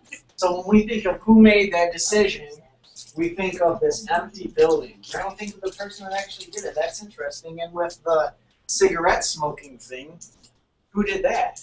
What did I say? Who did it? McLaren. So they're hidden. They're hidden behind the name, and they can do anything they want. Yep. Because who did it? McLaren. And who's the So you can go with McLaren and you can be the janitor. Why did y'all stop people from smoking? Y'all ain't hiring people to smoke. Be the janitor. No, I think that that's wrong though. So No, none that even- part. none of us worker bees even know who runs McLaren. No, whoever came up with that rule, like, even if I smoke, how would you know it? What you gonna do? They do They're tests now. Are you serious? Yeah, boys. Cigarettes? Yeah, they can test you for alcohol, they can test you for your blood, and they can test you for drugs, they can take your hair and tell you did drugs like 9 months ago. No. So that is a way in which a social institution has an effect on your Force. life. That's sad. Now what we have here is a little, what is this, set of interview questions, or it's a survey. Now that's up for debate as well. Maybe it's a survey, maybe it's interview questions. They did the same thing. For nurses. Hospital. Yeah. Nobody can smoke in McLaren. The janitor, the nurse, It's- nobody. Nobody can smoke. Okay, so this is a survey or interview questions, and what I want to do is review these and make improvements and comments for the student. When I opened this up, I saw so many things that I could comment on to make improvements because I spent $5,000 at University of Michigan on how to write survey questions. So, you know, that validates, my education validates my knowledge, right? Or does it? Maybe I'm just full of it. So here we go. I have some good comments I can give. Maybe you have better ones. This is the quote-unquote survey. It starts by saying, we are conducting a survey to see if children raised in single-parent households have more challenges than children raised in two-parent households. I wouldn't say that. Why not? Because I don't want them to know what exactly. It's just, it's going to alter my questions. Like, I don't want to make it seem like too bad. You know what I'm saying? Like my questions is it's not gonna be. But what part of that's bad? Well, and not just that. What? If you have a You telling me what you're doing? doesn't necessarily mean that they're your parents. You could have been divorced and remarried too. So it No. it only put 2 categories up? I think what's bad about it, it's not the wording about it. It's just the whole thing. Period. It's just the survey. I'm not going. It depends on what type of data that you're using. If you're using quantitative data, you don't want them to know that necessarily what you're doing because you don't want them to alter their questions or their reactions to change. You don't want to alter their answers. You don't want to influence their answers. Yeah, exactly. So for my dissertation, this is the consent form that I submitted and was approved for my survey. And it says, amongst other things, sport continues to grow, blah, blah, blah. This single session will last, blah, blah, blah. You're asked to freely participate. You will not be asked for your name, blah, blah, blah. It's pretty long. So it will probably bore the person, right? Here's another thing that I have. It's my survey instrument. So I have a consent form and then I have a survey instrument. And this, I think, starts out kind of like first it says, this survey is voluntary. I prefer that you answer all questions completely to help ensure accuracy of the survey results. If you have been coerced, stop at any time. But it doesn't really say what I'm talking about. So perhaps I actually omitted any sort of influence in the beginning. So you might want to reconsider taking that out. Okay, but it's up to you. Because again, we'll go back to analysis we just talked about. We are conducting a survey to see if children raised in single-parent households have more challenge than those raised in two-parent households. It almost kind of sounds offensive. It's like, okay, so you're trying to say that there's more challenges for the single-parent household, so I'm going to answer. Maybe I'm already considering, well, I don't think that's true, so I'm going to answer this way. I'm going to try to influence this result. Maybe, maybe not. It's up to you. I would not dock, points. It's your own instrument. Okay? Please take a couple minutes to answer these questions as honestly as possible. Does everyone like that statement? Yeah. You should make it Just a point leave to say that. that you're not required to answer. Because that way it kind of feels like you're kind of required to answer all. To answer all the questions? Don't you want all the answers? Yeah, you want them to answer all the questions as accurately as possible. But whoever you get a survey to, you know who you giving the survey to, and they know who you is. Sometimes maybe I don't know, but you don't know their personal life. So I just put, please take the time to answer these questions, whatever. Were you raised in a two-parent or single-parent household? Anything wrong with that? Yeah. No, because you're trying to compare it with the statistics. Okay, so You gotta think about Well, if you wasn't raised in a two-parent household, you know that you was raised in a single-parent household. okay, so I'm going to ask you this question: were you raised in a two-parent or a single-parent household?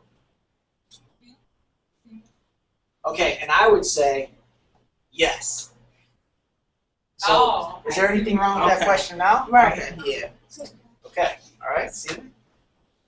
Oh, I could just go on this all day. I love my summer classes. What about the kids, like I said, that were adopted? Like my sister was adopted. It's still whether or not you got mom and dad.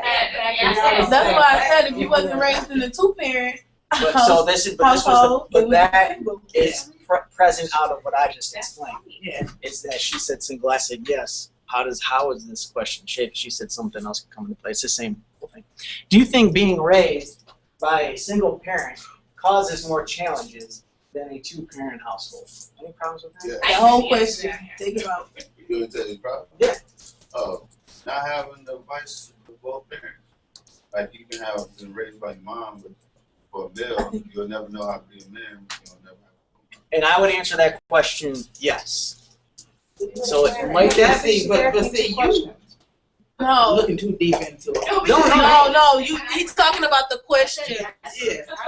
No. This is maybe a problem with the question. Right. Is that maybe for this question, do you want to put a line right there to get an answer like that, or do you want to put a Y and circle one? It depends on what type of data you want to get. Do you want to get a yes or no, or do you want to get a 2-minute answer. And instead of saying, do you think? You want to lie, so you got to put a line. It might not want to start with "do you think" because that implies yes or no. Yeah. And Maybe, I just told you that I know that was like the first thing. That's why I emailed it to you. Right. So you can look over it. But then when you was like, well, we'll talk about it in class. It's I'm great like, because God, no, it's great. what to hear, though. It's great because look, you jump the gun. Maybe nobody has even done a survey here yet, and you're way ahead of the game. And now you haven't perfected something. Yeah, well, come on. You're ahead of the game.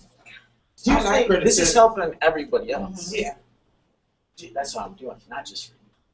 Do you think it is harder on a single mother versus a single father?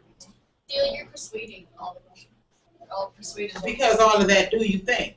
Well, not necessarily. It's like It's just a yes or no question. well, no, not even that. Like for number 2, you're saying a single parent. You're already basically saying a single parent has more challenges than a 2-parent. You gotta like take out the more challenges, like Because almost what you're saying is, if you broke this down, what does that say? Harder on a single mother. It is harder. So to get real deep into it, you might want to take, if you really get really deep into your survey question, you have to like take out your. you don't want to have things that if you separate it, because remember, you're just getting these instant responses, and you put in here, it is harder on a single mother. So the reader actually is absorbing that in their brain. It is harder on a single mother. Now again, I would never take points away from this. This is for class discussion. This is fun. This is reminding me. And then how did she supposed to ask survey question? Right. Oh, And good. good. How? How? What's better? We can knock on it. Answer. Is it harder for a single mother or a single father to raise a child? It's a question. It's a question. Is it harder for a single? It's a question. What do you think? But it's still the same. It's the same in both the only parent. It's just not saying. Maybe the single mother and the single father have the same aspect or same Challenges. Opposite If so, why or why not? Here's how I would. Opposite sex is the child. Here's how I would. Like a father raising a daughter. Is it more difficult? Do you? I don't know. Here's how I would. Here's how I would do it. Mothers that can raise some son. This might not. So, and I think I was going by all. I mean, because I have some different statistics as far as fathers making more money to where it's harder on the mother versus the father. I have some different stuff. So I was just really just trying to get some feedback just to go along with what I got. Do people think it's harder for a mom or a dad? Is that what you're trying to find out? Do people think it's harder for a mother? Yeah, or basically. I So mean, would a single mother or a single father, or would a single mother and a single father have the same set of challenges? So I don't, and again, this is deep stuff. This is great. This is my grad school level, U of M too, not just Michigan State. So this is the good stuff. This is how I would do it. You don't want to put both groups in the same question. What you might want to do is, how hard do you think it is for a single mother to raise a child? And then you can create your own scale. Not hard at all, medium hard, super hard. However you want to do your scale. 1 to 10, or you can do the hard, not so hard, whatever. To compare. How hard do you think it is for a father? So what you've done is, and then you do the same scale, 1, 2, 3. So what you've done is you separated the question. So instead of the reader getting confused on the question, what is she trying to say? Either or, which one's harder? You ask them straight out without them even thinking about fathers. Just in their head, they're just like, how hard is it for a mother on a scale of 1 to 10? 6. How hard is it for a father? He's got a job, not as hard, 2, or whatever. So if you separate them, you might get this, and then you might then just add them up and get some statistics. That might be a good idea. Maybe not. Do you think single parenting is a generational curse? What do you think about that one? I don't know exactly what she means. Maybe use it from generation to generation. I mean, because if you were born into a single, I don't know exactly what she If I'm a single mom, and my mom was a single mom, and my grandma was a single So this is a good thing because I read this and I go, okay, that's a good question because it's a straightforward. Do you think in single parenting instead of this whole mom versus dad thing? Right. So it's starting out great, but then, this is the vocab term. Right. That's jargon.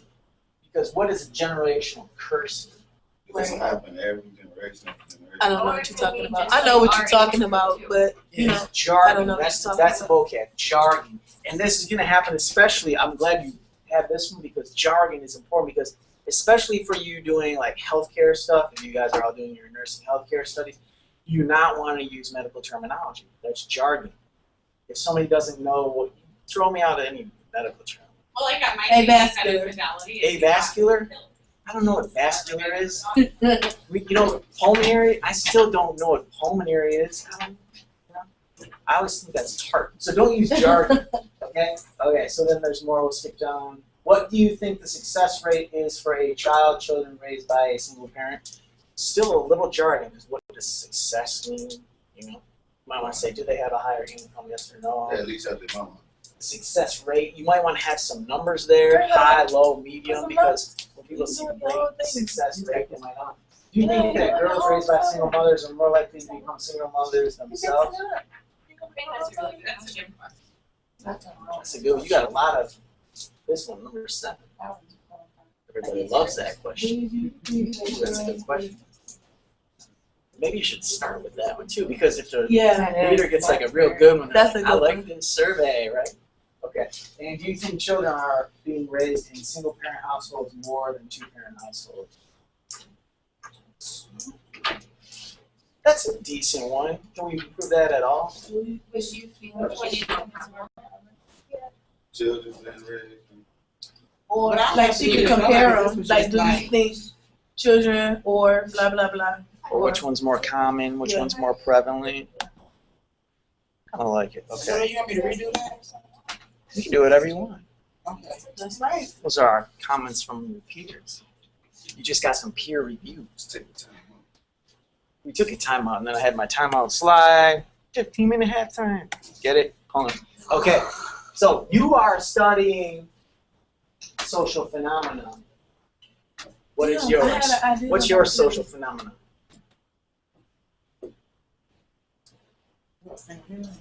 Single parenting. That's great because the social institution is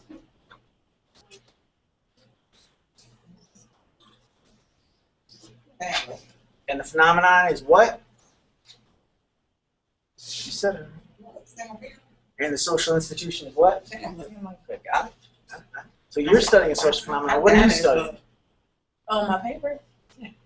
On this paper? People. What are you studying? You can't just study people. What are you studying? So many you guys have. Divorce. Divorce. And what's your social institution? Family. Okay. What are you studying? You're doing interviews and everything. So what are you studying? What do you want to find out? That's your institution. What's your phenomenon? I don't know. You told us the paper I just did. Yeah, your whole semester paper. Mine's already covered. All of them. What's mine? Mine's is racism. The economy or no, not the economy. See, some people have to figure it out, so that's okay. We're not done with the semester. Only a third of the way through. Mine is the economy, maybe. Oh, courtesy. It is the economy. Common courtesy. So social interactionism. So you don't really have an institution. That's fine. Oh, that's fine. You don't have to have a social. What's yours? It's about people, shame or no shame reactions. Okay, so social interactionism, also like theory based, right? And the phenomenon is then the reaction itself. And your phenomenon is also interpersonal reaction. And I'm going into like religion. That's You what go somebody whatever you want. believe on. You just have to figure it out. I feel like religion is something that somebody talk to believe. I think mine probably falls into the economy talking about. All right, so when I read your papers, I have to know exactly what it is. That's the important thing. You have to deliver a very clear. When I pick it up, I go, that's the phenomenon, that's the institution or the theory. I mean, what's yours? Beauty. Beauty, theories on beauty. What's your phenomenon? How people react to things. Also, social interaction. I like this. So you guys got to read Goffman. Oh, maybe I need Oh, yes, but read Goffman. It's great. I don't know, maybe mine is about like selfishness, like power and happiness. People, everybody, whatever it is that you're doing, you always doing it because it makes you happy. Unless, I mean. So yours is like based on motivation, but you might have to get theory. So there's a social interactionist theory. If you're talking about happiness based on interpersonal relationships, then go that route. But you can't just talk about abstract happiness. You have to figure out what phenomena you're talking about. Are people happy in families? Are you talking about family happiness? Are you talking about educational achievement happiness? People are happy when they make more money. You got to figure out economic happiness, family happiness. You have to pick one. You can't just abstractly talk about happiness. Happiness as it relates to interpersonal relationships. Maybe I got it wrong. Okay, so I'm studying basketball. That's my phenomenon. You're going to study your own social phenomenon.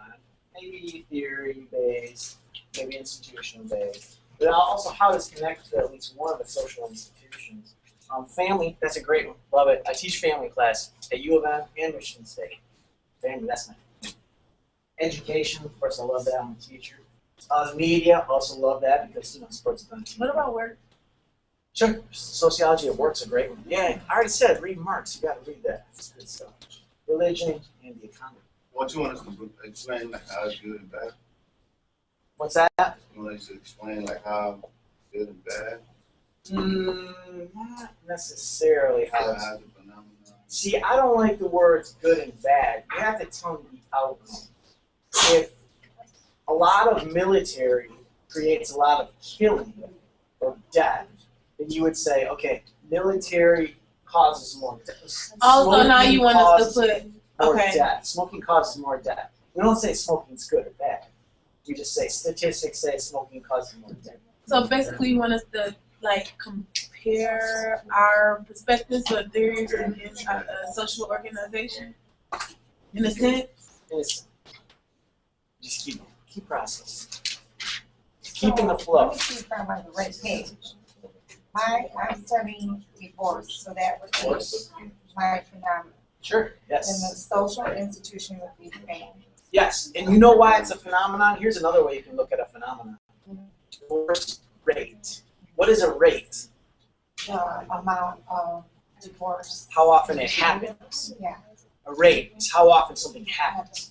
So if you can say a divorce rate means how often it happens. Something happening is a phenomenon. So that's why that all clicks together. Make sense? Mm-hmm. So if I want to do just like a divorce, like a study of divorce, and can I just do it like here in Michigan? You can do it wherever you want. Don't do it global though. That's I don't want to do too much. Yeah, that's way too much. That's fine. Buy more than one thing. In fact, I do it in the sports, and it probably presents itself on the slides. Because sports, obviously, sports is great. Ties into everything. I think some of the slides talk about this. So yeah, you can do one more. Don't want to do too many though. I mean, even with a 100-page dissertation, I'm not writing about all of these. I'm only writing about 2 or 3. Even on 100 pages. The socialist, that's okay. You got 12 pages. No, that's social institution of family. I'm taking a lot of this from the University of Texas State, which I cite on my slides when I do it. The social institution of family. Sports unify. So we talked about social institutions beforehand and what they do. So churches, right? There's several different levels of unity at a church. When you go to church, you go to your youth group class, and you form friendships with the other kids. Then the kids' parents also have friendships. And then there's 500 people at the church, and those are all unified. You're part of the Baptist church or Catholic church parish. So that church is connected to the church also in Flint because of the parishes. And they're connected all the way back to, where is that? Rome? So these are the unities. That's interesting. Okay, so with sports, I'm looking at sports unifying. Parents take kids to practice. You can do it with church. Parents take kids Spectators, the fans, discuss the game. Coaches talk to parents. And so sports unify these groups and these individuals. It's a socializing agent.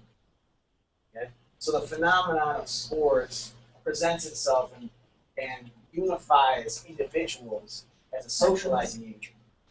Because you can talk about sports, you go to practice where everybody gathers as a group, and then the parents and the kids, they can, this, taking the kids to practice, that's a phenomenon of how sports unify the family. Okay, so you see that playing out? Because, sport is just basketball, but it actually makes parents and kids closer, it makes them talk, it makes fans talk in the stands, and the coaches who had never talked to parents, and makes them talk to them. Education, another social institution. So sports have become so important sometimes that a school's worth is judged more by the success or failure of its athletic teams. So we've talked about social institutions, and although I don't like to say good or bad, we've talked about some of the effects that they have and whether or not they're good or bad. Sports, I love it, but sometimes people say that certain schools base too much of their success failure on the success failure of their athletic teams. Now, is this good or is this bad? I love sports, but to have so much emphasis on the sports team in the school, is that a good or a bad thing? Why is that so bad? Because if your school is like y'all just won a championship, but y'all suck, like education wise, as far as like taking ACT, doesn't mean that just because y'all won the championship, that y'all the smartest school or that y'all actually doing y'all job. And that's not the purpose of school. I heard it in the past. The purpose of school is what? Education. Sports only last 4 years of your life. Senior education is supposed to prepare you for the rest of your career. But there's also a side, like my high school, if you had bad grades and you did play sports, so if you were in sports and keeping your grades up was also benefactor to being able to play.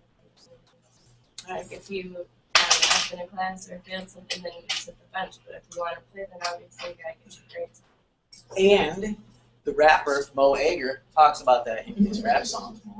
That he was doing bad in school, and because he was an athlete, he was kind of grabbed and boosted up and almost saved in that way.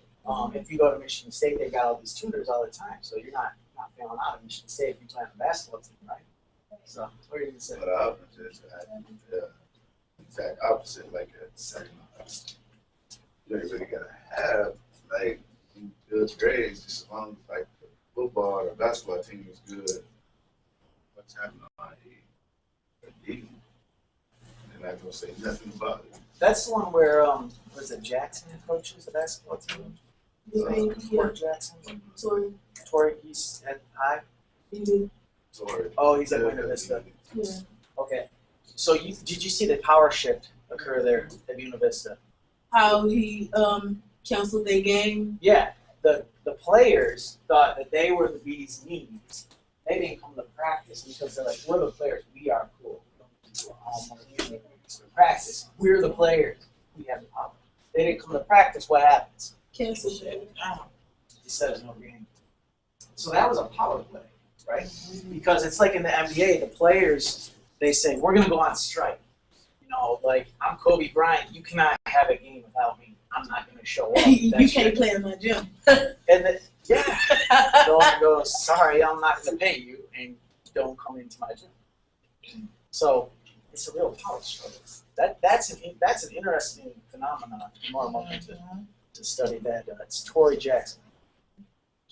That was a really interesting game. And that was at a high school. So if he was a professional coach, probably wouldn't have the same problem. If they didn't show up for practice, like some of the Pistons never showed up for practice a couple years ago, they still play him. There's different objectives. But here in the education system, you say, why is that bad that sports are so important in the education system? Maybe it's so bad because, as you say, sometimes the priorities are off. And at high, it's more important to play sports than it is to get an education. That's not the purpose of the whole school system. Okay, so shaping your research. You need to think about your research question. With my sports thing, this University of Texas thing says, there is no question that sports afford positive values and opportunity for students like through the tutor. However, and that's an important word to use in the papers, we must carefully examine the extent to which the value of sports is placed above the value of education, which is what you're seeing with the script. And sports are all of a sudden more important than education.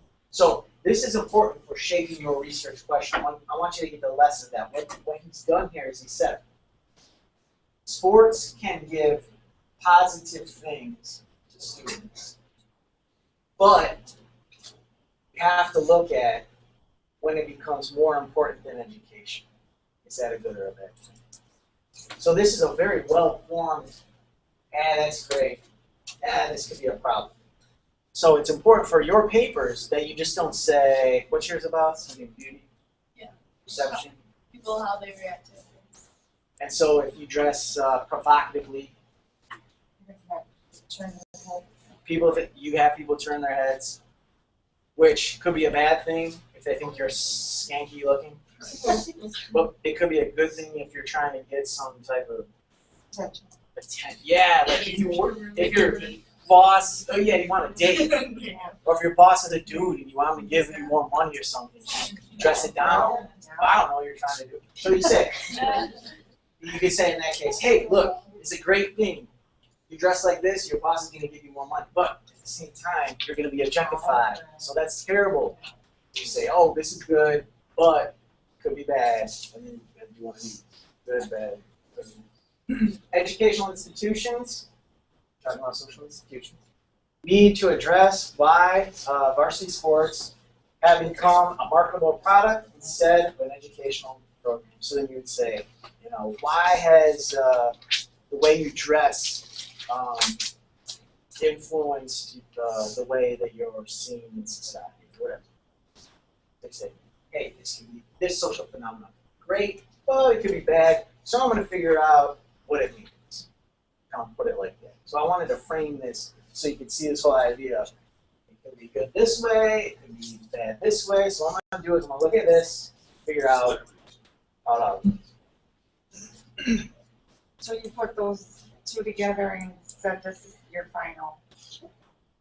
Yeah, and this is just one example. So like what I'm studying, and I think this slide's going to talk about it, is sports in deindustrialized cities. So sports for urban youth. So I'm going to say, hey, sports, and this is not fully what I'm studying, but I'm going to say sports is great. It can provide a way out of the city.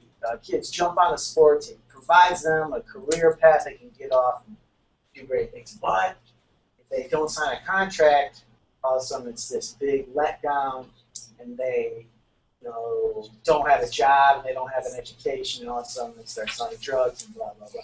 So the whole system of sports has become a way to make a living, but also it's a possible big letdown. I don't know what you say. It's a good thing, bad thing. System is the outcome. The institution of the media, that's an institution we haven't talked about. It's They're so, oh my goodness, the media. Media is a social institution. What you say, they the business. You're talking about social interactions, media, mediated communication, or media is the biggest thing because media can has such of a big influence on whatever it is. Even as far as elections, what's broadcast. You will remember something bad longer than you would something positive. And media is pretty interesting, especially on TV, because you have these uneducated people. Perez Hilton, I don't even know if he has a college degree, maybe he has a ton of influence without any real power. No money, no education, yet tons of influence. And the influence is replicated over and over and through Twitter and retweets that it really reaches globally. And then you can also inject a lot of money into TV. So that's a big power play, is the media basing what they show based on advertisers. Certain advertiser wants to be on this network, so they will say a certain thing. just based on the money. And money seems to be politics, you know, certain political votes. I wonder what would happen if they banned television. If they ban television? And you can only have radio. Well, do you know in certain countries they ban all web, like a lot of websites. Like in like China, you can't get Facebook. You know that? Oh yeah, it's moving to China. In some, yeah, I don't have Facebook either. In some countries, they totally ban television, or they'll have one state-run TV station. It's very problematic because it's just a feed of one message, sort of the obey us message. And so, like, what is it in Iraq? They have just one channel that they will watch. Yeah. And you can't get websites like over there. But we have access to all this information in America, yet we don't. We don't know shit. We watch videos of kittens. Okay, politics and other social institutional government.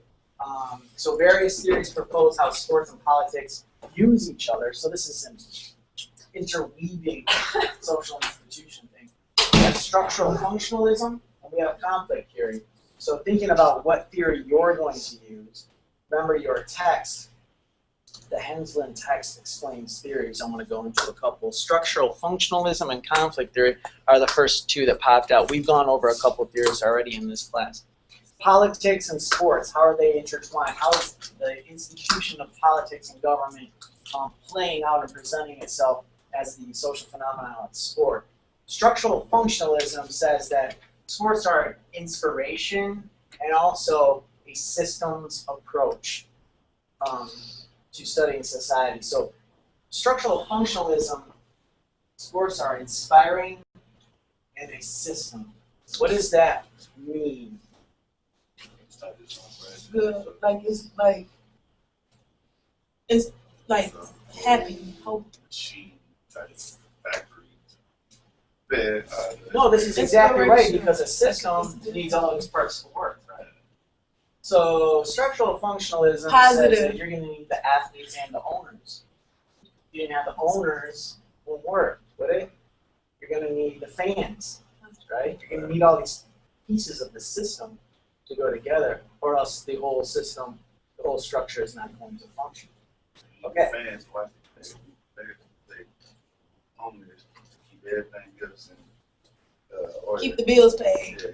This is an interesting theory to many social institutions. At churches, you need the Pope, you need churches, you need the pastor, you need the kids and the youth, in the nursery, you need the people to pay the offering, the tithe. So you need all these parts, and they need to be bound together, otherwise everything flops. If you didn't have the pastor, it wouldn't work. If you didn't have the Pope, it wouldn't work. If you didn't have the building, it wouldn't work. People didn't tithe, wouldn't be able to pay for the building, it wouldn't work. So structural functionalism is actually kind of cool. There's all these interrelated parts, so says the theory, bound together, and that there's value in each of their processes. So the healthcare thing would say, you need CMAs and you need CEOs. Like we were saying right off the bat, like the business wouldn't run without the CEO because you won't be able to balance the books and nobody would get paid. So that would be a structural functionalist sort of thing, right? We need all these parts. We need the patients, seen as the nurses, the doctors, and the CEO. This is something I was going to ask about church. Is it really in the Bible that it say you must pay 10% or whatever you burn to the church? I don't know. You'd have to find that for me. That's not on my slide, so I don't know. You have to find it. Okay, more interweaving politics and sports through structural functionalism. Remember that functional parts, pieces. That's your theory that you're going to put in your paper so that I can say, oh, this paper is based on structural functionalism. Social order is maintained by a balance and function. So individuals share values and there's consensus. So thinking about the church thing again, like everybody agrees that the Pope is the leader. In healthcare, everybody agrees that that CEO has the power. You know, like there's this consensus. We have to share values in healthcare that we're going to care for the patient and we're going to make the business sustain. Like nobody in the healthcare system really wants the business to crumble and fail or else they fire you. So there's a shared value of patient first, then paycheck. And maybe you just don't say it out loud. We have to all work together. Because what happens if we don't work together? What happens if the nurses strike? The patients won't get patients, yeah. So if balance is upset, there's a dysfunction, and yeah, it might not be good. If nobody liked the president, we probably veto. Yeah, we freak out. So we'll fire him. Can we? If everybody didn't like the president, he'd be fired. It's possible. So here's my opiate of society quote. Sports as an opiate of society. So we talked about conflict theory, and I think I think you were talking a lot about conflict theory with the whole worker, boss, owner thing. So sports could be an opiate of society which deadens our awareness to social issues. So with conflict theory, society is not a stable system held together by common beliefs, which the previous slide, structural functionalism, said. Society instead is a changing set of relationships based on economics, where you need people that are sort of unaware of their oppression, and also the people up at the top level who are the oppressors of staying and maintaining control. So it's not a stable system of common beliefs, which structural functionalism says. Structural functionalism almost says that the scene is you love your low wages and you love your work schedule. That's what structural functionalism says, remember? It says we have a consensus. It says that the scene is you love your salary and you are fine with your schedule. If that was the case, I wouldn't be going to school. I wouldn't have an extra job. I wouldn't do other things. If I liked what I'm doing, I wouldn't be doing anything to exceed farther than that. So are you saying that you don't think anybody likes that job? Hell no, don't nobody like that job. They ain't crazy if they do. They deserve something better. No, who wanna? You're not gonna say that because you know what? You have to. Do you like being a nurse? You have to. Did you go to school to be a nurse? Okay, I don't like being a CNA. That's something that I went to school to do. For the time being, it's a stepping stone. Because if I wasn't a CNA, I'd be at McDonald's. So it's not necessarily about what you like doing; it's what you have to do. No, you have a choice to be a CNA or to work at McDonald's. Yeah, I have a choice, but I'm not going to go to McDonald's to be making $7 and something an hour. Right, so you have a choice. So of course, but I don't like it. Right, but I don't. That's the point. Not anybody who doesn't like it. You have you like it to a certain extent because you have to like it in order to do it. Yeah, I like working because that's not a job that you just don't get me wrong. That's something a field that I'm going into. But is this something that I'm going to do for the rest of my life? No. It's me. Hold up. The thing is, because it's a lot of. Well, good for them because I ain't finna be no CNA. You only do the things that help you get by. Like, but don't you want to do what you do and make as much money as a CEO? Right. Well, I mean, that's the way the world works. How would the world function like that? I guess that's where I'm confused. Okay, conflict theory says that there needs to be certain groups or classes. Conflict theory says that she needs to be paid less. That's just how it works. There's classes. There are certain resources, money, and there needs to be different statuses or classes. There has to be a lower paid class that's subservient, that loves to do what they do at that wage. There has to be a status of a higher thing. Exactly. That's how it says that the world works. Conflict theory says that. There are class relationships based on economic power. These are all ways to explain how the world works. So we all have to either jump onto one of these theories or come up with our own. The whole thing about the question was this. Okay, now I'm going into this field. It's some things that I do like about it, and that's taking care of the residents. Do I like my pay? No. Do I like the hell that I have to go through? Because if I was a nurse, a lot of things that I do go through, I wouldn't have to deal with. So you have access to You have access to that. Yeah, it'll be a whole nother set of problems, but it's something that I'm willing to deal with because that's something that's a part of my job. That's what I. All right, but I'm not. You're willing to do it for money. No, it's something. Wait a minute. Hold up. I wouldn't care if I wasn't getting paid for money to do it. It's because I'm passionate about it. It's something that I like to do. So you're actually telling me Listen. A nurse don't have to wipe nobody's butt. That's something that I don't like. All right, good for you. You don't have to. It's other people. You don't have to. It depends on. Can we go back to the? Okay, we have to. Disrespectful to you. Hey, I'm talking to him first of all, and I'm talking to the class. I haven't said anything. I haven't said anything out the way to you, and I feel sorry for you if you do think I did. We have to stay on track. This was an extreme example of conflict theory, where there was different things coming into conflict. In your case, you see patients, and there's a value placed on that. So in actuality, the resource that you have is access to patients. Because, like, if you're taking care of somebody and you really like doing that, wouldn't they add to you? I mean, wouldn't they add to you? That's an intrinsic value. Right. And the CEO does not get the same experience, so they have to fill up the CEO with money. Because the CEO don't want to be hands-on. Well, that may or may not be the case. There's different values. You have to genuinely want to be hands-on because being a nurse, not saying that every day you're going to wipe butts, but you're going to wipe butts eventually. Being a nurse. But most of the time, who's doing it? But that's where you work. That's where you work at, though. Please get where we work. But yeah, this but is, see, that's it. You take this it to person. I understand your conversation, but this is getting way off track. We have to focus on what I'm trying to say here. I'm trying to have this conversation with her about value.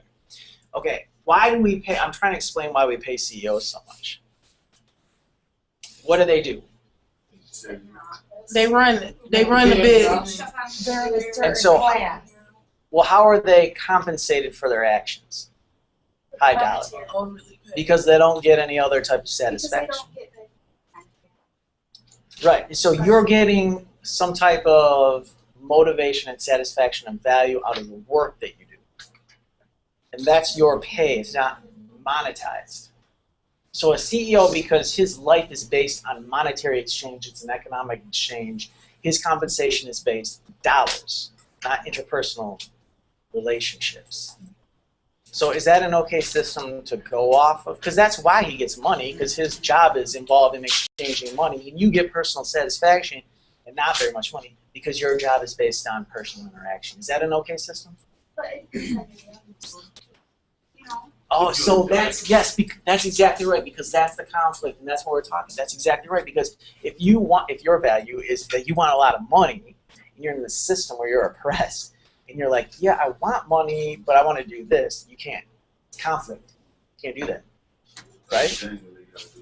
Can we have a system, though, that everybody can have money and do what they want?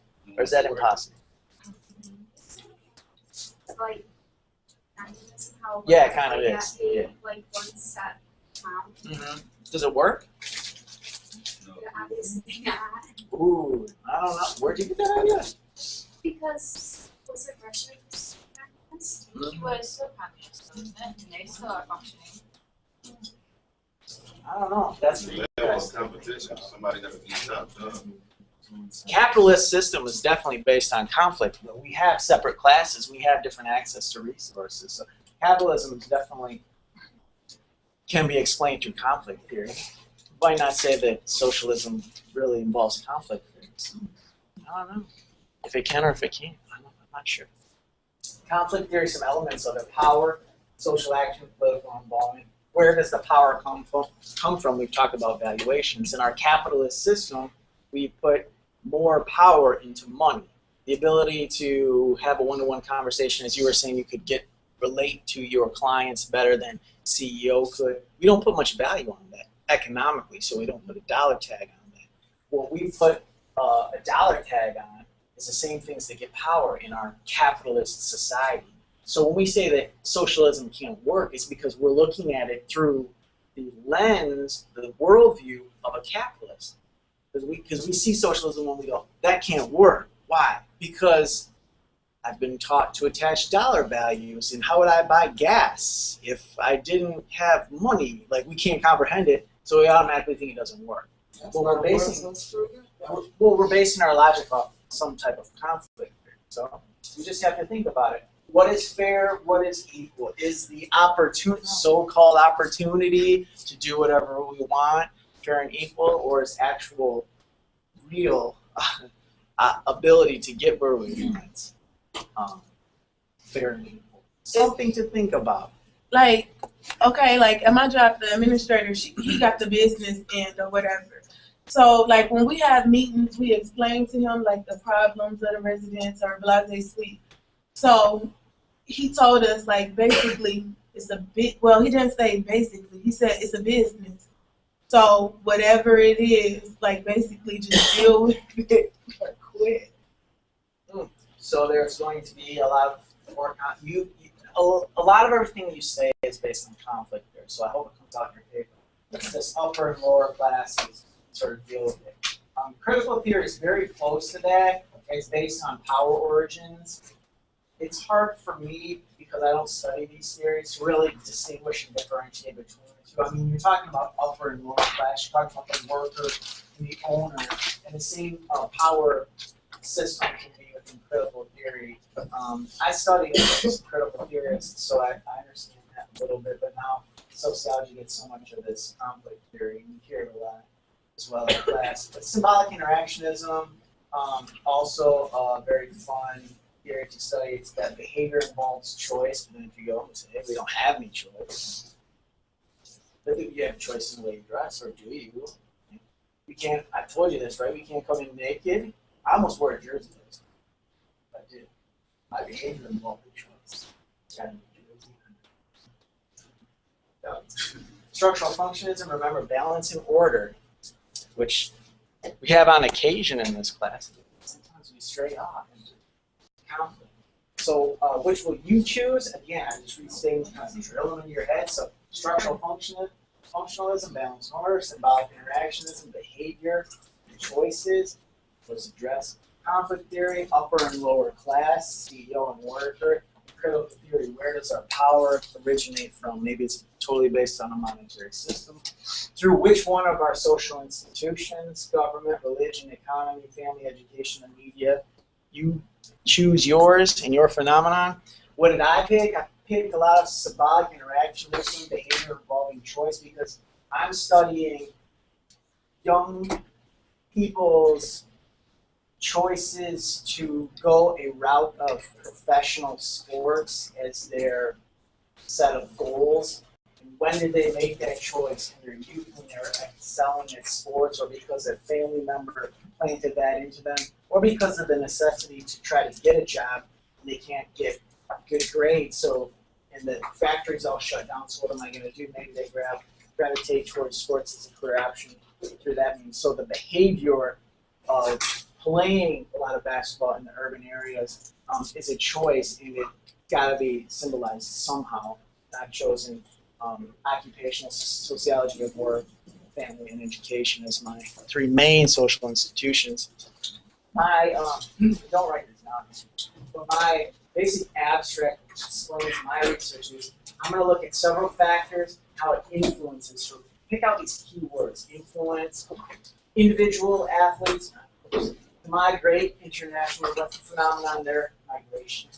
Individual athletes, one study, often migrate, that's the phenomenon, internationally, due to, this is the reasoning, the cause, participation in sports through the life course. I will show how, you should be using those words, I will show how awareness of opportunities and level of aspiration. You were saying this and that, so influence, that's the what do they do, where and how often a player moves internationally. Moving internationally, again, that's the phenomenon of migration. Stated. Other factors including family structure, age, and income, those are my three variables, will be examined. It's important to study. That's vital. That's why your study is important. It's important to study because the United States is transitioning from a post-industrial society, new opportunities for American youth exhibits in sports and increase life chances for upward mobility. I have keywords here that explain what I'm talking about. You can do keywords. And I describe what I want to know, I want to discover certain guidance provided by schools, educational institutions, social institutions, and families, another social institution. Do what? They influence, move athletes to do what? Pursue their aspirations, to do sports as an occupation overseas. So that ties everything together, social institutions and groups and individuals. That's what I want to know. But I need to know what you want to know. I want you to make it extremely clear in your papers, and then later we're going to discover more how you're going to find that out. We touched on methods last week, we did a little bit of your instruments, but we'll work more to develop those as we go. So this was a deep thinking, hard-fought lecture, and I hope it left an impact on you. The slides I can post to the make sure to get your assignment in before the end of the night. And we'll see you next week when I tell you about assignment 3. Have a good week. So we don't got homework? Low comment. Next. Start. I'll tell you next week how to do it now.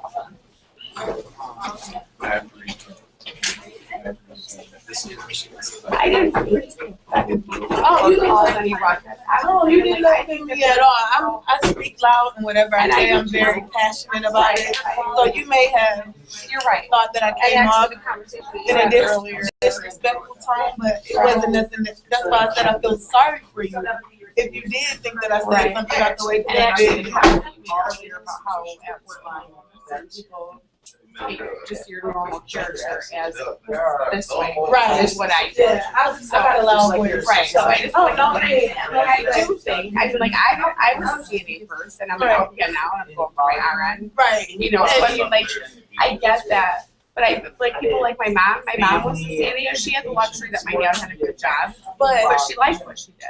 No, but she was, after a while, after you do something, you do grow to like what you do. Right. But it's not something that you intended. You got to sign something. Intended to continue to do. Don't know, like, it's a horrible job. Don't, like, so the hard. Like, assignment that was listed was in survey form. And I know. It doesn't have to be a survey. You have to. And if I got a white butt as a nurse, want to find something out. You have to figure out how you're going to find it out. You never. Kendra is going to interview people. Advanced. Right. You don't. Her are survey. Okay. Other ways are, last week we did a field trip where we just went and watched people. We just call that non-participant observation. Other people, those are all qualitative methods. Other people use quantitative methods, numbers, statistics. And so if you want to use statistics, you can find that way. So last week, or assignment 2 is, how are you going to do it? If you're going to do a survey, fine, make me a survey. Yeah, okay. I looked at the paper, the essay too, and I see the question, and so I was wondering how do wealthy children have more opportunities than poor children? So I had took that, researched that, and wrote about it.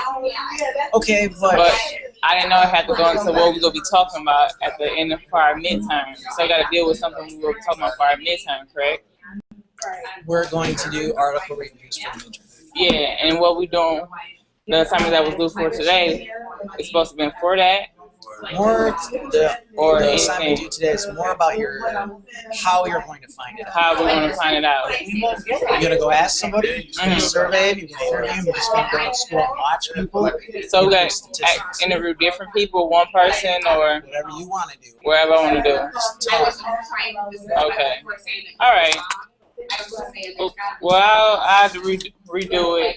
It'll be in before tonight over with. 11:56. I don't think it's nobody that's gonna be like, Mama, come on. Right. You know, like it's not something that you always intended to do for so long. Are you the two that were going at it? Yeah. You making up now? Smoking a peace pipe? I mean, it's because it's not a man. I mean, it's just we're both. I'm just loud. You get hot. You guys get hot. No, I'm just loud. That's not Oh, hot. loud? Yeah,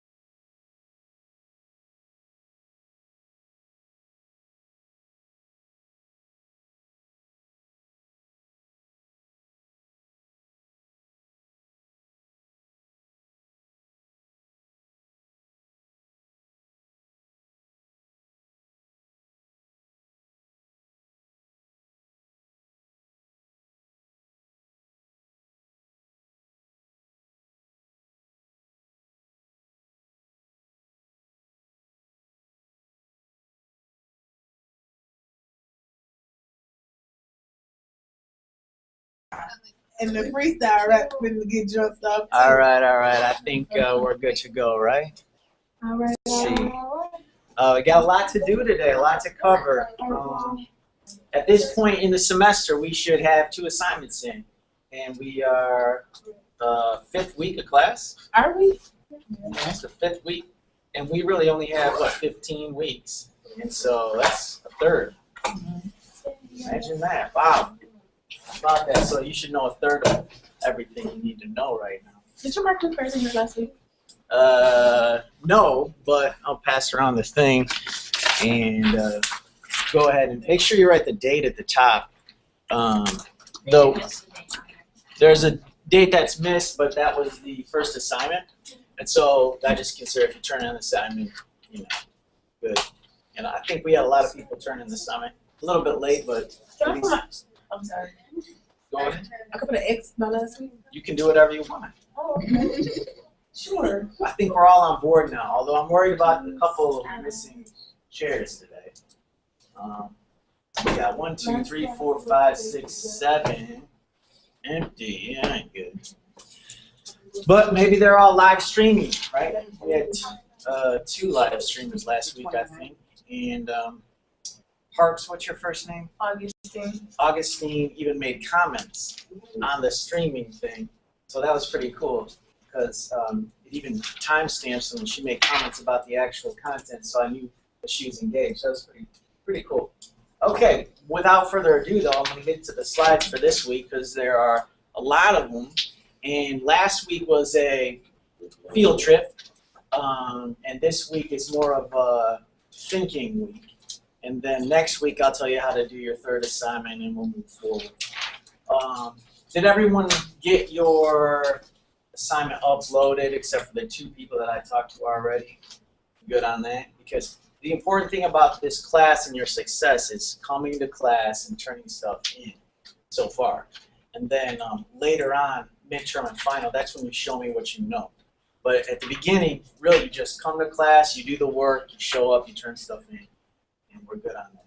So it's important that you turn stuff in, otherwise I just worry about you. I'll be worried. If you don't want me to worry, my hair will go gray, more than it already is. This week was labeled social institutions. We're in an intro to sociology class, so I'll give you intro material. I see less books this week than usual. I got a lot of material, a lot of the Hensley book, the free online source. I took everything that's in this slideshow from the free material that's on the Google Books. This is a 2007 edition with the yellow cover. It's your Hensley Down to Earth Sociology. I also took the images from Open Clip Art, and a lot of the second half material is from a Texas State website about sports and sociology. Sports, maybe not a social institution itself, maybe. We'll talk about that, though, how it is interrelated with several social institutions. 32 slides, 3 hours for this lecture, focusing on what do you want to know, what are you going to learn, social institutions, how are you going to find out what you want to know. This is our whole semester. What do you want to know? You wrote that in your first paper. It doesn't have to be well defined yet, but you should get towards that. What do you want to know? It's very important. When I read your final papers, right in the first minute, I need to just say, I need to see what you're trying to find out. I need to pull it open and I need to go, okay, this student is trying to find something out about crime. This student's trying to find something out about nursing. This student's trying to find something out about family. This student's trying to find something out about race relations. Or this student's trying to find something out about governmental relations. That's the one that we turned in, right? Oh, I'm sorry. Everything's geared towards your final project. Oh. So yes, every assignment and yes, your final project. But when I grade your final projects, I want to see you trying to find out something. And I want it to be very clear within the first minute of me opening your paper. I don't want any weird word creativity going on where I have to go, what is this student trying to figure out? Don't make it complicated. Right. Straight up, what do you want to know? That should be very apparent to me right when I open up your paper. Like, okay, this student wants to know X, Y, Z. You should deal with this. And that's from our perspective therapy. Anything, yeah, anything you want to know about social studies, you know, you can do it in your paper. It can't be too much about math or the other things that you study here, electrical engineering. But what do you want to know about the social world? Anything you can write.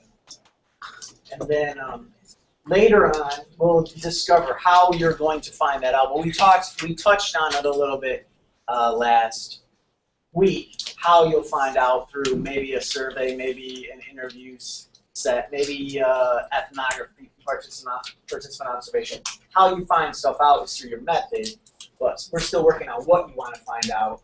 And this week we'll go in the realm of social institutions. It's a killer of your intro to sociology course. It's something that I need to teach you, and it's not too complicated. But it's something in college, remember, in this course, I'm not teaching you facts and history. We have history books, you just memorize stuff. We're trying to discuss. We're trying to make your brains grow through a discourse. It's a very important thing. If you want to go read history books, you do that on your own time. Here, we engage, we do it this way. So we'll talk. Social institutions are things you already know. Church, yeah, religion, that's a social institution, right? I don't have to tell you that, you already know that. So now we're going to talk about like why it's a social institution, how does it have an effect on your life, that sort of thing, and is it a good thing? This is not a moral or ethics class, but you have to talk about for society, is it a good thing? Even church. What is a social institution? Church is a social institution, or religion is a social institution. But overall, it's not the only one. So what is a social institution overall? Your text has this statement, so we're going to try to figure out what it is using context clues. So Henslin, or whoever was the co-author, sub-author in this section, I didn't pull that out, but it's from the Henslin book, says, unlike political scientists and economists, sociologists, typo, do not concentrate on only a single social institution. So pull out some context clues there. Sociologists do not concentrate on just one social institution like political scientists and economists would. So do some context clue detective work and pull some things out for me and give me a little response to what you might think a social institution is by that statement. Context clues in there. Sociologists look at many social institutions, whereby economists only look at one. So like how you got like, okay, religions like church, people may feel like it's a social institution, but it depends on, every church isn't the same. Like yeah, different religious beliefs, like you got Baptist, Catholic, but although that they're godly, you may say, or whatnot, that all their beliefs aren't the same. That's a very good point, because when we look at religion as a social institution, you may view religion as a social institution. You may view spirituality as a social institution, although that'd be a harder case to make. You may view the Catholic Church as a social institution. Or you may view the American Southern Baptist Church network as a social institution. So however you define a social institution, you would have to convince me in your paper. Now, an economist, though, broadly, is going to study what? The economy. So is that a social institution? A sociologist would actually like study, or would look at like how politics affects the economy and how the economy affects the politics. Yeah, and that's why we're better. Sociologists are better, right? Because even to, I'll probably knock on a lot of stuff in this slideshow that I shouldn't, but I'll knock on your nursing professions, right? Oh, okay, now quit playing. You know, right. You need to stop and just go ahead and do da-da-da-da. And they understand that. You know, so you have to kind of be a chameleon and be able to change it up and not just be one way, because one way will get you stuck in a certain spot. So let's combine that. So you you perform all day yourself, and there's this presentation of self, but in your nursing practicals, they don't have you read Goffman in the presentation of self, right? Right. Of course they don't. But let's also combine what you're saying with what she alluded to, but didn't get in as much as I wanted to. Was but it's okay because you inspired it, which is important. Now you're talking about something that you do that I can't do. We'll just say for the sake that I can't. I'm very talented, but let's just say that I can't. You probably could because you listen to Tupac. So I was just going to say that. But I don't know if I could because as we talked about last week with the feminist theory, I will never know a black person. I will never know a female. So whether or not, right, I can't escape my own skin. So that's a feminist theorist thought. But okay, so you can do something that I can't. We'll just take that as a given. And you also said that administrators were a lot white and CNAs were a lot black. Now, I'm an administrator, right? I'm a suit. I've been dressed the part. So I can do something that you can't, right? I know finance, and I can talk about accounts receivable and bad debt, and I can proportionalize it and come up with ways that we can eat a certain ratio of bad debt and still operate for a function of 2 months past today, the date. And then I can also categorize certain time periods of we need a certain proportion of this, et cetera, et cetera. So that I can do that. And then you can do something that I can't do, right? So let's just assume that that's a given and that's a fact.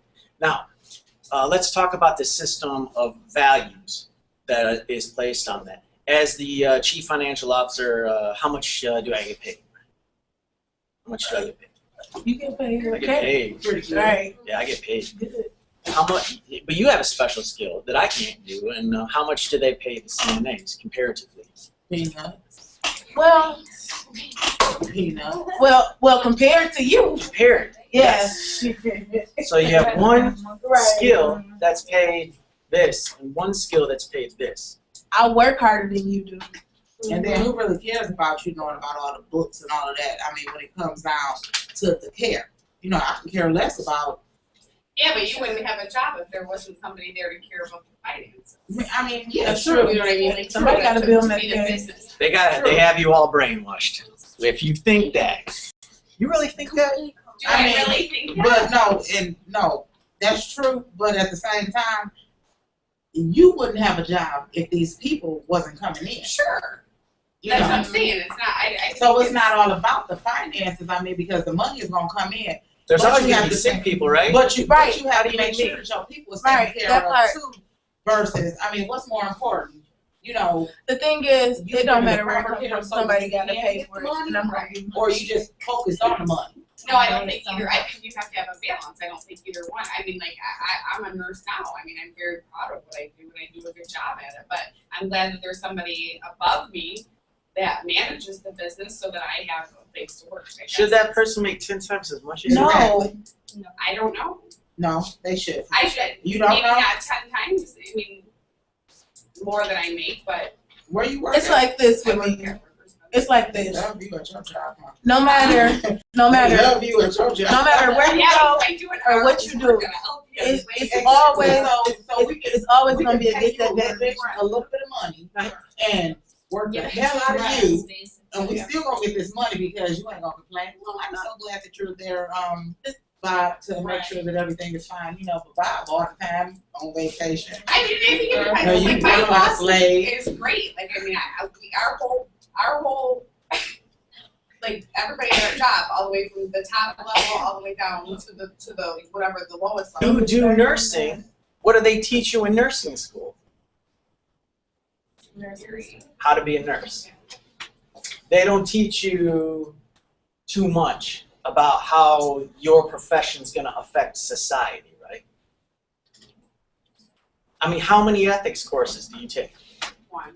Yeah, when I was in law school, I took an legal ethics course, and the first chapter was so great for me because they were talking about the categorical imperative, Kantian stuff. They were doing all this moral and ethical theory. And I went to my first class, and the professor said, okay, we're going to skip the first chapter, and we're just going to learn about the rule book of how you have to operate as an attorney. So usually when you go to nursing school, they're going to tell you how to operate as a worker bee nurse, right? They're going to say, okay, when you have to do this, you do this, and that, and then you check out and go home. You don't think too much about the impact you're having on society in general.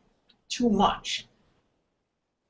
As it relates to like your nursing, how is that going to relate to poor people? How is it going to relate to rich people? How is it going to relate to the oppressed? How is it going to relate to certain races? Do they teach you too much about how to speak to people with cognitive impairments or that speak other languages? At my job, we take care of them all. I'm in my work, so I'm putting out and transferring into my arm. I'm in my clinical portion. And there's actually, and I don't know if it's just the difference between an LPN and an RN. We talk a lot. Our whole lecture last Friday was on cultural. But it's only one lecture. It's not like we spend months and months, but we talked about like culture. We talked about like changing the society's view of a nurse, and we like pulled some stuff up on YouTube that makes the nurse look like sexy or looks dumb, or just like different how like the society like perceives a nurse, and trying to change like that thinking, and so we do touch on some of that stuff, but not. Okay, go ahead. In my CNA class, we touched on a lot of that actually, because we do a lot more direct care with patients, and we have to be concerned with their cultural beliefs, their religious beliefs, their ethnicity, their race, their gender, everything. At my job, they just started doing this little thing. Like majority of the CNAs, there's black, so the higher ups, like with the management, they're white. So a lot of times, though, you may feel that I'm giving you attitude. It's not necessarily I'm giving you attitude. It's just that that's maybe the way that I speak, or or walk or talk. But it's a problem to them because they say, well, whoever is reported of this type of behavior, you're gonna get it written up for a bad attitude. Mm-hmm. But it's not necessarily I don't have an attitude. It's just that you just don't know, like, this is the type of person that I am. No one told me that I had to walk or talk a certain way to have this type of job. So, I just know that I'm supposed to take care of these people and be nice to them, and that's it. Well, let's get into more. In the same sense, you have to, like, be a chameleon as far as in your job, because, I mean, dealing with black people, you can talk a certain way and they understand it better. Right. Dealing with white people, you can talk a certain way. Dealing with Mexican, right. Whatever. You have to be a chameleon because certain people deal with different, different things. To where I may be able to go in there and talk to somebody that you might not be able to talk to, because right. I probably can talk to them in a way that they understand versus you coming in there, well, okay, sit down, when I might come in